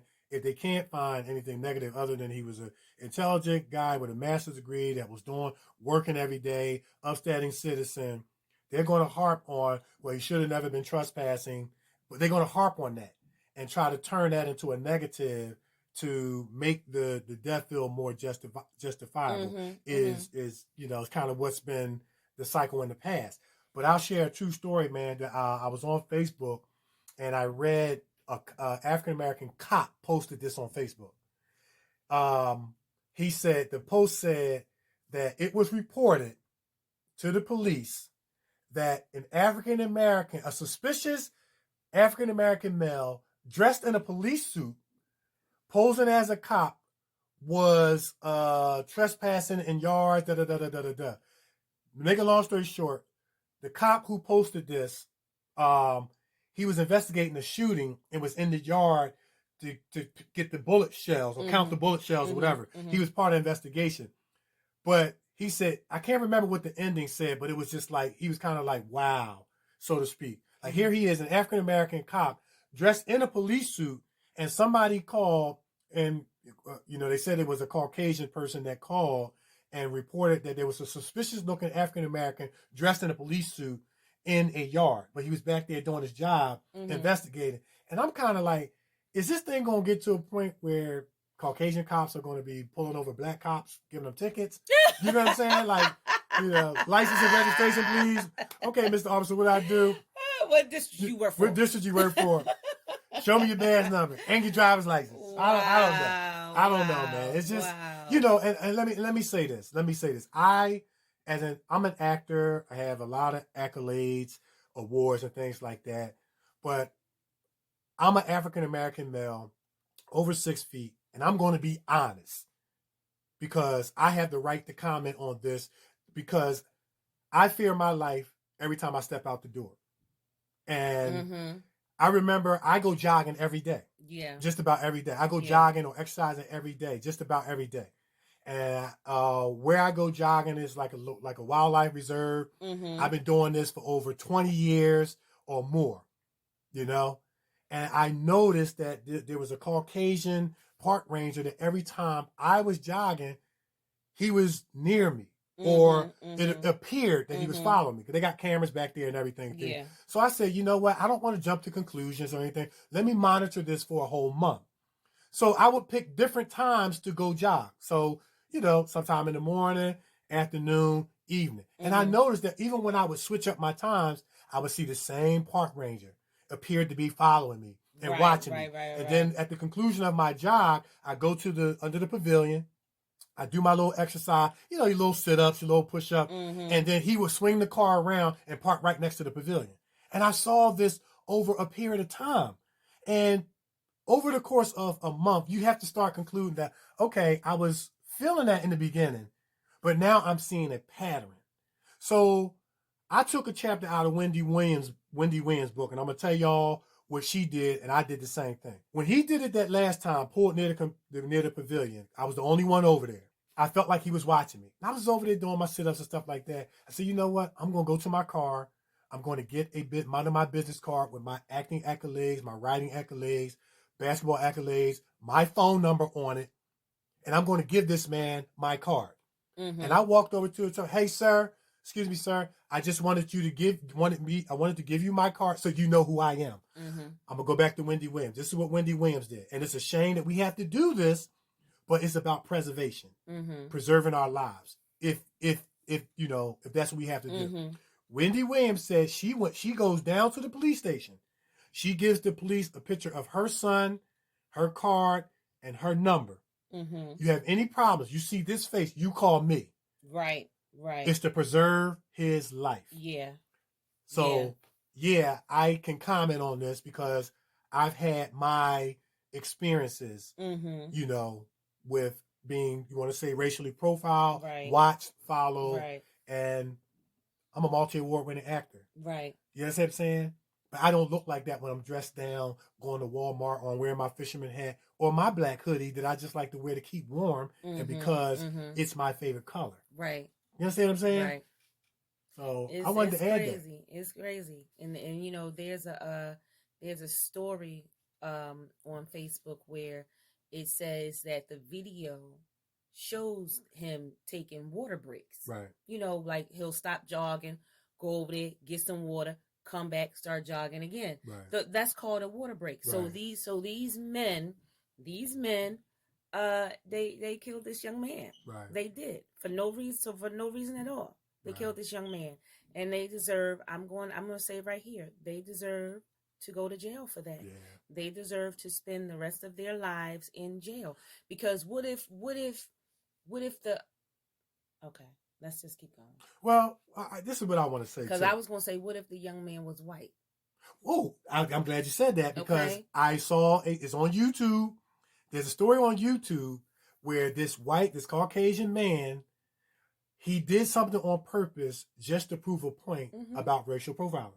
So what he did was he took a TV, put it on his shoulder, and was running through the neighborhood acting like he was stealing it, and nobody bothered him. And he said he did it just to prove a point. Yeah. But had that been an African American, you know, I'm sure the outcome would have been different. There would have been phone calls made, and you know things like that. Like, you know, they have all these people, you know, they want justice for the two men who shot this young boy. Yeah. But what if he was white? Yeah. What if the boy was white?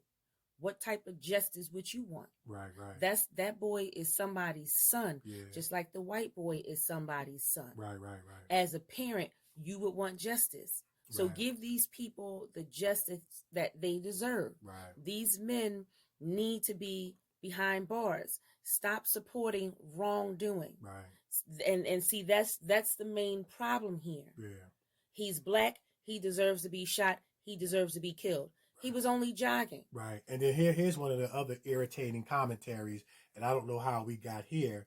I heard somebody say, well, why didn't he just cooperate with the people who pulled the gun? Somebody pulling a gun up in your face, what you want to do? Right, but here's the thing, though. My whole thing is, are we to a point now as African Americans where other races are allowed to confront us and question us, and we have to, and you're not the police? And it leads me to my next point. To my understanding, to the best of my knowledge, they had a relational connection with I want to say the judge or the bailiff or somebody who was in law enforcement. Commissioner. Yeah, the commissioner. And it seems like this is giving birth to self-proclaimed vigilantes. You know what I'm saying? And even with the situation with George Zimmerman, to my understanding, his parents was friends with the bailiff. And so you have these, you know, self-proclaimed vigilantes who want to step out of the realm of what they call it, watch night or whatever, watchtower, and walking around with guns, feeling like they need to be extra law enforcement. Right. You know what I'm saying? Right. Whatever happened to calling the cops? Right. You know, and we know sometimes that ends up not panning out the way that it should as well. But it's starting to get worse when it's trickling down to neighborhood folks who are just feel that it's okay to go grab rifles and hunt somebody down. Right. You know? Yeah, that's it. That's all I got. You know, just put yourself in this family's shoes. Yeah. And feel everything that they're feeling. Wouldn't you want justice for your loved one? Yeah. Give these people the justice they deserve. And I would just have to add too, man. There's a thing called we have to live according to wisdom. And as African American males, we have to live according to wisdom. We have to live according to what we know, and we have to adjust. Is it fair? No. But it's about preserving your life. I tell my little cousins, you have the freedom to wear your hoodies. Yeah. But when you go into the store, take your hood off. Yeah. Take your hood off so you don't draw no extra attention to yourself than the color of your skin. You understand what I'm saying? So we got to switch our pitch up and dwell according to, operate according to wisdom. You know what I'm saying? Because we have to take what we know about society. We have to take what we know about the characteristics of society and how it relates to us. And we have to adjust our behavior. So we get to turn the key at night and go home and lay down and go to sleep and wake up the next morning. Is it fair? No. But it's about preserving our lives. Right. About preserving our lives. That's it. That's all I got in news. Man. That's all I got in news. I'm sorry. I didn't mean to make you guys, a little sad. But it needs to be talked about. It needs to stop. It needs to be talked about. This needs to stop. This needs to stop. It really does. Everyone has a right to live. Right. Everybody. And no one should feel that they have the right to take somebody's life. You are not God. Right. You are not God. And everyone wants to be able to be a judge. You are not God. The only judge is God. And the only one who can take somebody out of here is God. Stop it. Stop it. You're wrong. Stop it. That's it. That's all I got. That's it right there. All right. All right. So we're going to lift your spirits a little bit. We got some Lester David Greene. He put that whole government out there. Yeah, he did. He said Lester David Greene. Like David Allen Greene. Okay. You know what I'm saying? he said Lester David Greene. Yeah, he's too professional, man. Okay. And he's such a positive spirit. But as we said, gang, all the music featured on the show today is that of Lester David Greene. And we hope that y'all guys are enjoying it.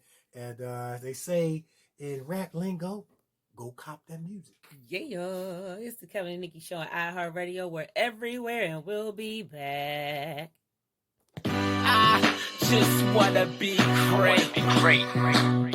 Come on. I just wanna be great. Say it again. Say what? I just wanna be great. I just wanna be great, man. You feel me? I just wanna be great. Come on, break it down.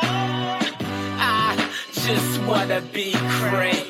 I just wanna be famous. I get more frustrated. I wanna live my life. I just wanna be great. I just wanna be famous. I get more frustrated. I wanna live my life. Believe in yourself.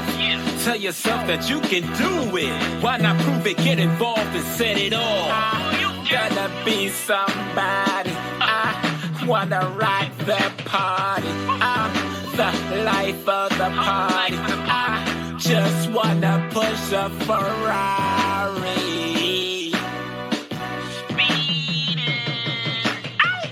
I just wanna be great. I just wanna be famous. I get more frustrated. I wanna live my life. I just wanna be great. I just wanna be famous. I get more frustrated. I wanna live my life. Yeah, I am one in a million. Feel the building up, fill it up to the top. Rubbed. Get up, fight for your life, fight for your rights, fight for this mic. I'm one of a kind, like I just wanna be great. I just wanna be famous. I get more frustrated. I wanna live my life. I just wanna be great.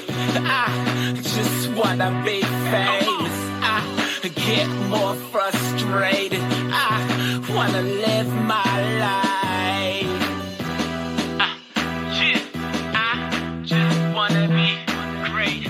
I just wanna do my thing. Yeah, you feel my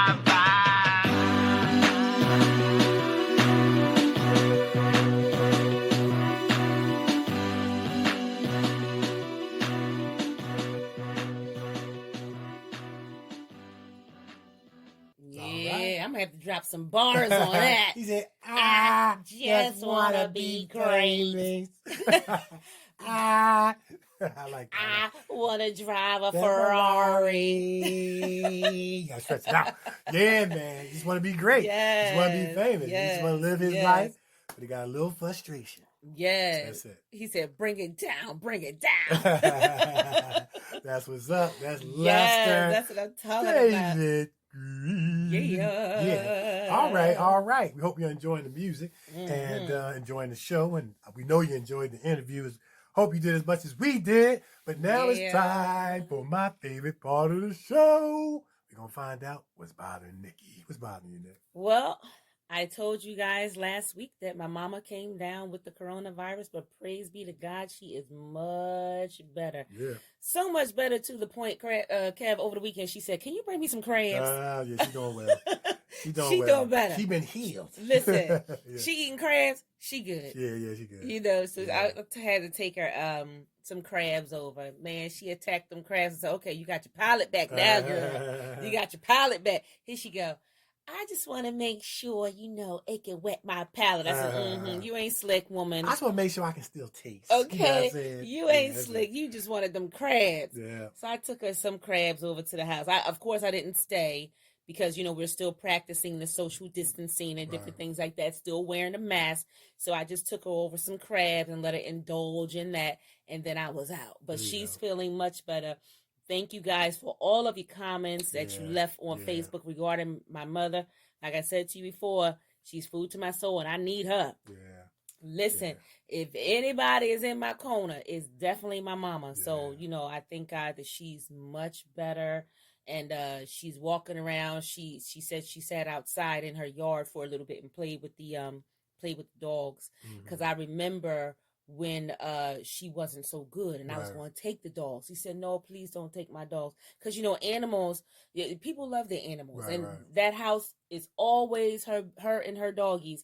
And for her to be in the house without them doggies, I didn't want that to make her even sicker. So I left them. Yeah. But I secured them so that the doggies couldn't be around her, but she knew that they were there. Right. And I remember telling you, too, that, part of getting better, healing is having your spirits lifted. And animals, they will lift your spirits. They will definitely lift your spirits because they're our animals, especially our pet friends, our dogs. They're always appreciative of us. You know what I mean? Yeah. They never cease to wag their tail. You could go outside, come right back. They'll be wagging their tail. Exactly. You know what I mean? Exactly. And it lifts your spirits. And in a lot of cases, our pet friends, our dogs and stuff like that are like children. You know what I mean? To a lot of people. And so that was good. That was a good look. Yeah. So she's much better. Much better. And like I said, thank you guys for all of your prayers and your comments on my mama, and she is much better. So I thank you for that. A lot of people left a lot of comments and kind gestures, positive vibes, energy and prayers and thoughts they were sending, your way and your mom's way. And that's always encouraging. And that's what community is all about. Being there for one another and, stepping outside ourselves and thinking about someone else. And, and with that said, our hearts, thoughts, and prayers and positive vibes and energies, continue to go out to everybody who's been affected by this in any kind of way, shape, or form, and especially those who have lost loved ones along the way, man. And it's been a crazy start to 2020, but like I said, we're gonna get through this. Yeah, because it means a lot to me to look out in the audience and see her there. Right. That means a lot to me. Yeah. So I want to keep her around by the grace of God for as long as I can, because we got plans. Right, that's right. We got plans, and them plans will be brought to life. Right. I remember she was sitting on the front row at the Spiral Award. Yes, she was. Yeah, she was so proud. Showing all her pearls, pearly whites and stuff. Yeah. She was the loudest one there, too. My goodness. So, and that makes me feel good. Right. She's one of my biggest fans, and I can't, I can't do this without her. Yeah. So I thank God for you guys, like I said, for your thoughts and your prayers. But she's better. Yeah. She's better. But we still gonna mask up so that we don't want this again. Right. So we're gonna keep our mask on. Like I said, I didn't spend a lot of time in her home. I brought the seafood over and I put up my fist from the air and I was out the door. Yeah. You can't even dap nobody now. Right, I couldn't even dap her. Because this no contact, contactless thing going on. So that was that. He said I love yous, and I was out. That's it. So thank you very much for your thoughts and your prayers. Appreciate it. Appreciate you. Thank you so much. That's it. That's it. That's it. All right. That's it. All right. So we're going to take a break. Yeah, we're going to take another break. And when we come back, it's going to be time for my favorite part of the show, Kevin's Corner. You guys are really loving Kevin's Corner, man. I see them posts. Y'all be lighting Facebook up. That's what I'm talking about. We're going to get through this together. Yeah. We're going to get through this together. And Kevin's Corner is the definite help. Have you operating on a high vibration. Choo-choo. That's what we also will be doing. All right. Kevin's Corner when we come back. It's Kevin Nikee Show on iHeartRadio. We're everywhere, and we'll be back. Hey, yo, shorty. Hold up. Where you get them jeans from? Wow. Yeah. Nice. Thanks. I gotta go. How much you pay for them? Look. A word? Alright, you looking good, baby. Thanks. I gotta go. Alright. My jeans, it seems to be a myth. And ever since everywhere that I go, and every time I go to the store, they're looking up at me from the floor. Paparazzi follow me, follow my lead, my blue jeans. As you can see, I'm so fresh, more or less, nevertheless. I sleep with my pair of jeans, they fall asleep on my sleeve. Even in my own dreams, I own a blue pair of jeans. Hit the mall after I wake up, take a look, yeah, I'm famous. Walk tall when I hit the mall. Everybody shouting, oh, you could just be like me. So you need a pair of jeans. Stop it, watch it, copy me. My colleagues keep calling me. Paparazzi follow too. File a lawsuit against you. You can look but don't touch. I'm off limits, so tough love. My jeans, it seems to be a myth. And ever since everywhere that I go, and every time I go to the store, they're looking up at me from the floor. Paparazzi follow me, follow my lead, my blue jeans. As you can see, I'm so fresh, more or less, nevertheless. Apparently, I'm a G. My jeans fit right to the T. My jeans are everything to me, so I guess I need them to breathe. Some people think I'm insane. Yeah, I'm insane in my brain. Top price is what I pay. I don't really care what you say. Trust me, they like what they see. They wear their jeans just like me. Pose with the camera, I'm laughing, catching flashes as I'm passing, waving to my fans abroad. Been way too long, so come on. Jump on the board as we go. I'll take 2 jeans, yeah, to go. My jeans, it seems to be a myth. And ever since everywhere that I go, and every time I go to the store, they're looking up at me from the floor. Paparazzi follow me, follow my lead, my blue jeans. As you can see, I'm so fresh, more or less, nevertheless. All eyes on me, could it be that my jeans make a scene so they dream of being with me? All eyes on me, could it be that my jeans make a scene so they dream of being with me? My jeans, it seems to be a myth. And ever since everywhere that I go, and every time I go to the store, they're looking up at me from the floor. Paparazzi follow me, follow my lead, my blue jeans. As you can see, I'm so fresh, more or less, nevertheless. My jeans cost more than you know,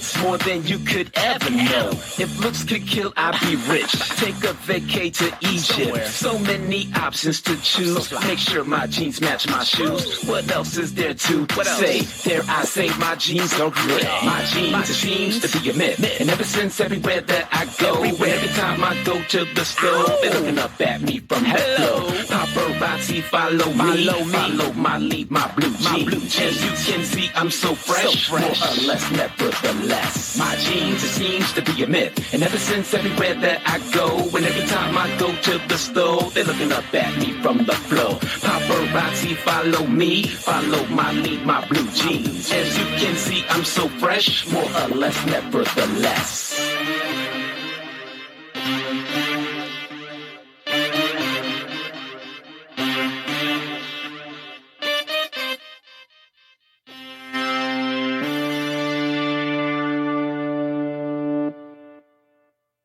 You're listening to the Kevin and Nikee Show on iHeartRadio. Man, right. You know what? Let me tell you something. When it first started, right? It said dur. You know what I was thinking of? Dur. Papa wasn't Rolling Stone. Oh yeah. That's it. Dur. Yeah, man, that's it, man. Dur. Man, I like that bass. Yeah. You know, my father played bass guitar. I've always wanted to learn how to play. I'm gonna teach myself. I'm gonna just buy one. That's what's I'm up. gonna buy a bass guitar and I'm gonna just sit there. Dur, dur, dur, dur, dur. Yes. Okay. Yeah, we gonna have Lester back on the show because I want to understand why he's sleeping with the jeans.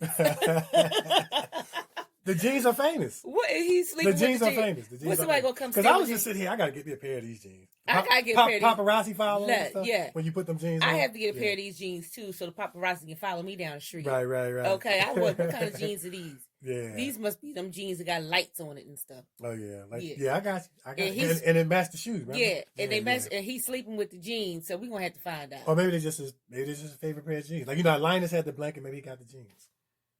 Clean it up. Look, I'm just open-minded, man. That's all. We're going to talk about these jeans, Lester. We're going to talk about these jeans, This is a special pair of jeans, man. A special pair of jeans. Absolutely. They in the bed and everything. He wearing and they looking up at the floor. They looking up from the floor. That's it. Paparazzi following you because you got these jeans on. You trying to wear the jeans over in Egypt. You know, that's right. He's talking about. But you know what I was envisioning as I was listening to the song when he said they looking up for the floor. Like when you get out of bed, all you got to do is turn your feet and the jeans come up on their own. They put themselves on. Yeah, these jeans is man. They got Yeah, they awesome, wear the man. jeans over in Egypt. We got to find a pair of these jeans. Yeah, we want a pair of these jeans, Lester. That's Man. it. We want a pair of these jeans. No doubt. All right. I would definitely rock them. Yeah. Listen, I'm gonna rock them jeans because I got how many pairs of shoes? I got like 300 pairs of shoes. Yes, I will definitely find a good pair of shoes to put them jeans. That makes no sense. What? 300 pair of shoes. Yeah. Okay.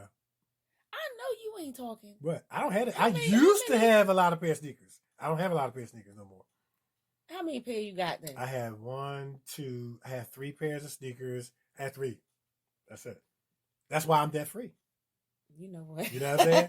I had to cut down some stuff. What? I had to, you know what I'm saying? I had to cut down. And then so once I cut down to kind of put that money towards becoming debt free, I got used to having less shoes. Okay. But I know with you guys it's different because y'all can have a pair of shoes for different outfits. Yes, we do. And things like that. So I understand. Yes, we do. I'm not knocking it. Yes. Our shoes have to match. Our makeup has to match our... But look, 300 pairs of shoes mean 300 bags too. Because the bag got to match the outfit, got to match the shoes. That's right. Yeah. That's right. Now, stop putting my business out on the street. All right, it's time for... I just took an educated guess. I didn't even know. It's time for Kevin's Corner. All right. Come on. All right, so we're going to keep the high vibration train moving. And it's been a lot of high vibration on this show. Yes, it has. Choo-choo. That's it. So we're still dealing with signs that one is operating on a high vibration of frequency in life. We're in week 58. We're going to look at the next 2 characteristics, 92 and 93. And the first characteristic that you're able to make sound decisions. Of course, we don't always make good decisions. We don't always exercise good judgment, but more times than not, let's say 8 times out of 10, when you know you're operating on a high vibration, you're able to make sound decisions.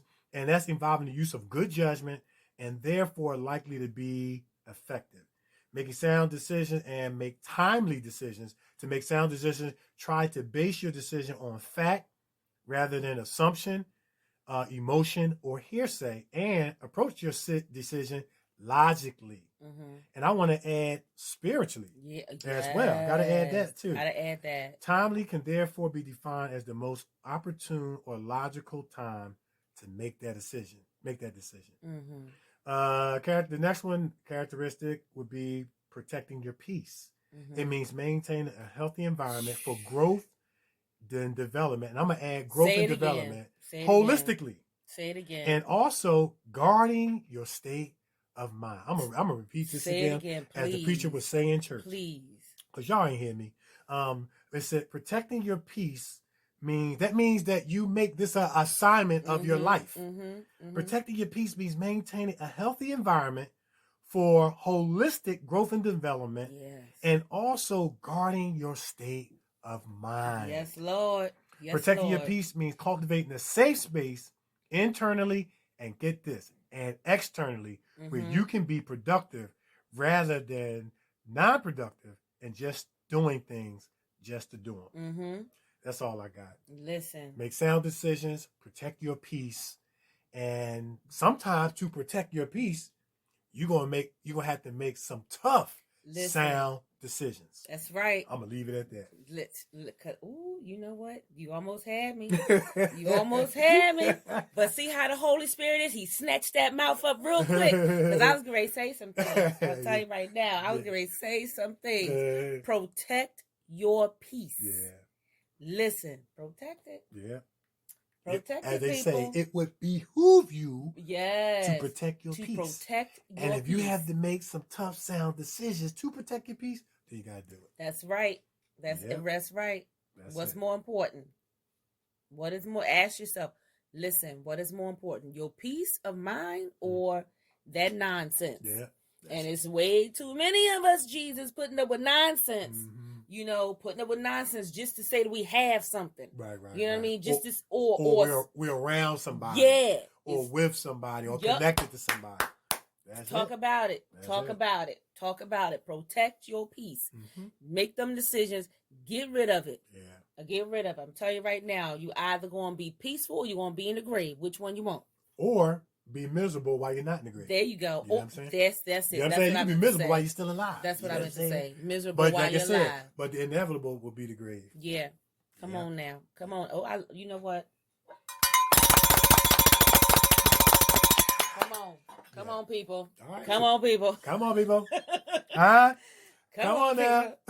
Protect your peace. Lord have mercy. Yeah. I'm sorry. Protect it. That's it. That's it. That's all I got. That's it. All right. So you know what we's going to do. We're going to put it out there? We're going to put it out there. All right. So listen, gang. As we try to make mention every week, thank you guys so much for tuning in to our show.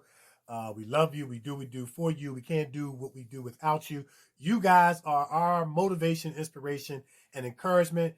Because you tune in, man, y'all encourage us to keep on going, continue to keep working hard to bring you great shows, man, and with great content. Yeah. And especially during this tough and challenging time, man, if we can put a smile on your face, make you laugh during these 2 hours or so, man, we feel like we did our job to make the world a better place. So you guys keep tuning in, man. We're going to keep doing what we do on our end. But thank you for inspiring us.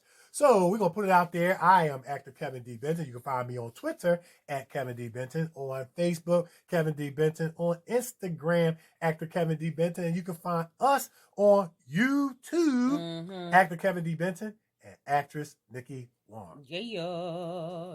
You can find me on Facebook, Nikee Warren, on Twitter at Nikee Warren, on the gram. Hello, I'm Nikee. That's spelled HELLOIMNIKEE.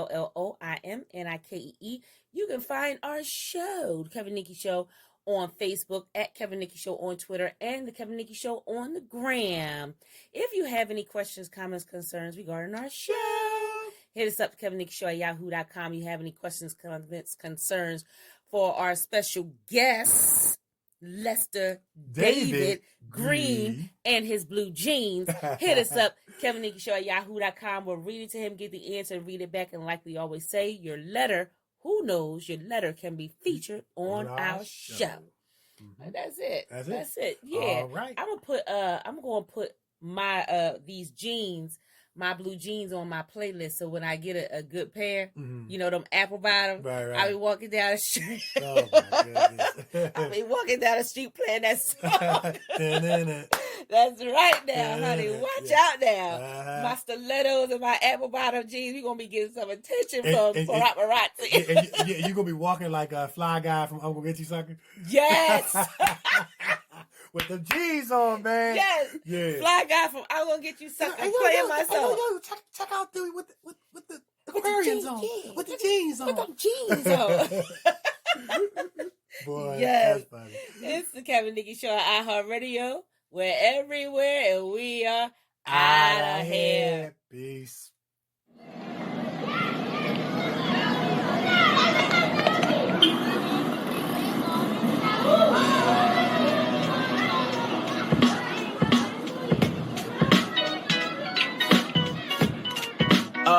Hey, check it out. Yo, we going back to school. Back to school sales. Everybody shop at Models, wholesale. Oh yeah, gotta be the flyers. I gotta crush in Janaya, frontin' like I'm ballin'. We know that I'm a liar. Begging mom, mowing the lawn, trying to get dope the best way I know. Hustle, hustle. On the curb, selling water, 50 cents a bottle. Hope I hit the lotto, so I can ball tomorrow. So that's the way it goes. Everybody knows, set your goals high, and you will never know. We going back to school, we going back to school, we going back to school. Hey, so that's the way it goes. Everybody knows, set your goals high, and you will never know. We going back to school, we going back to school, we going back to school. Hey, the day before school, I can't sleep at night. I toss and turn in my bed, hoping to see the light. But I might just put on my new nights, and everything is alright until mom puts on the lights. You better go to bed, you got an early day. Don't let me come in this room and go upside your head. So I rest my head, take off my sneakers in, but I don't give a I'm going back to school. So that's the way it goes. Everybody knows, set your goals high, and you will never know. We going back to school, we going back to school, we going back to school. Hey, so that's the way it goes. Everybody knows, set your goals high, and you will never know. We going back to school, we going back to school, we going back to school. Hey, on my way to school. What's the latest news? Hanging out with dudes, trying to get the school.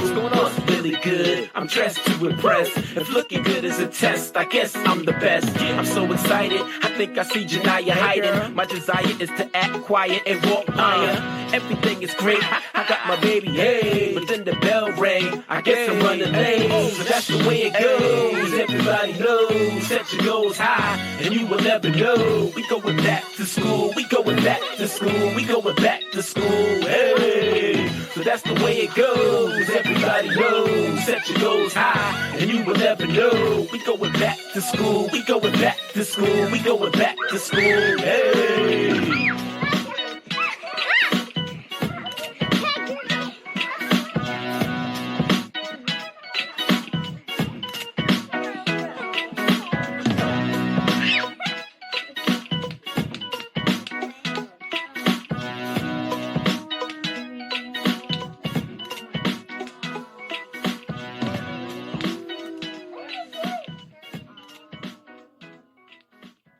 You have been listening to the Kevin and Nikee Show on iHeartRadio. We're going back to school. Well, not right now, though. I know they can't wait to get back to school. Homeschool. Yeah. Mm-hmm.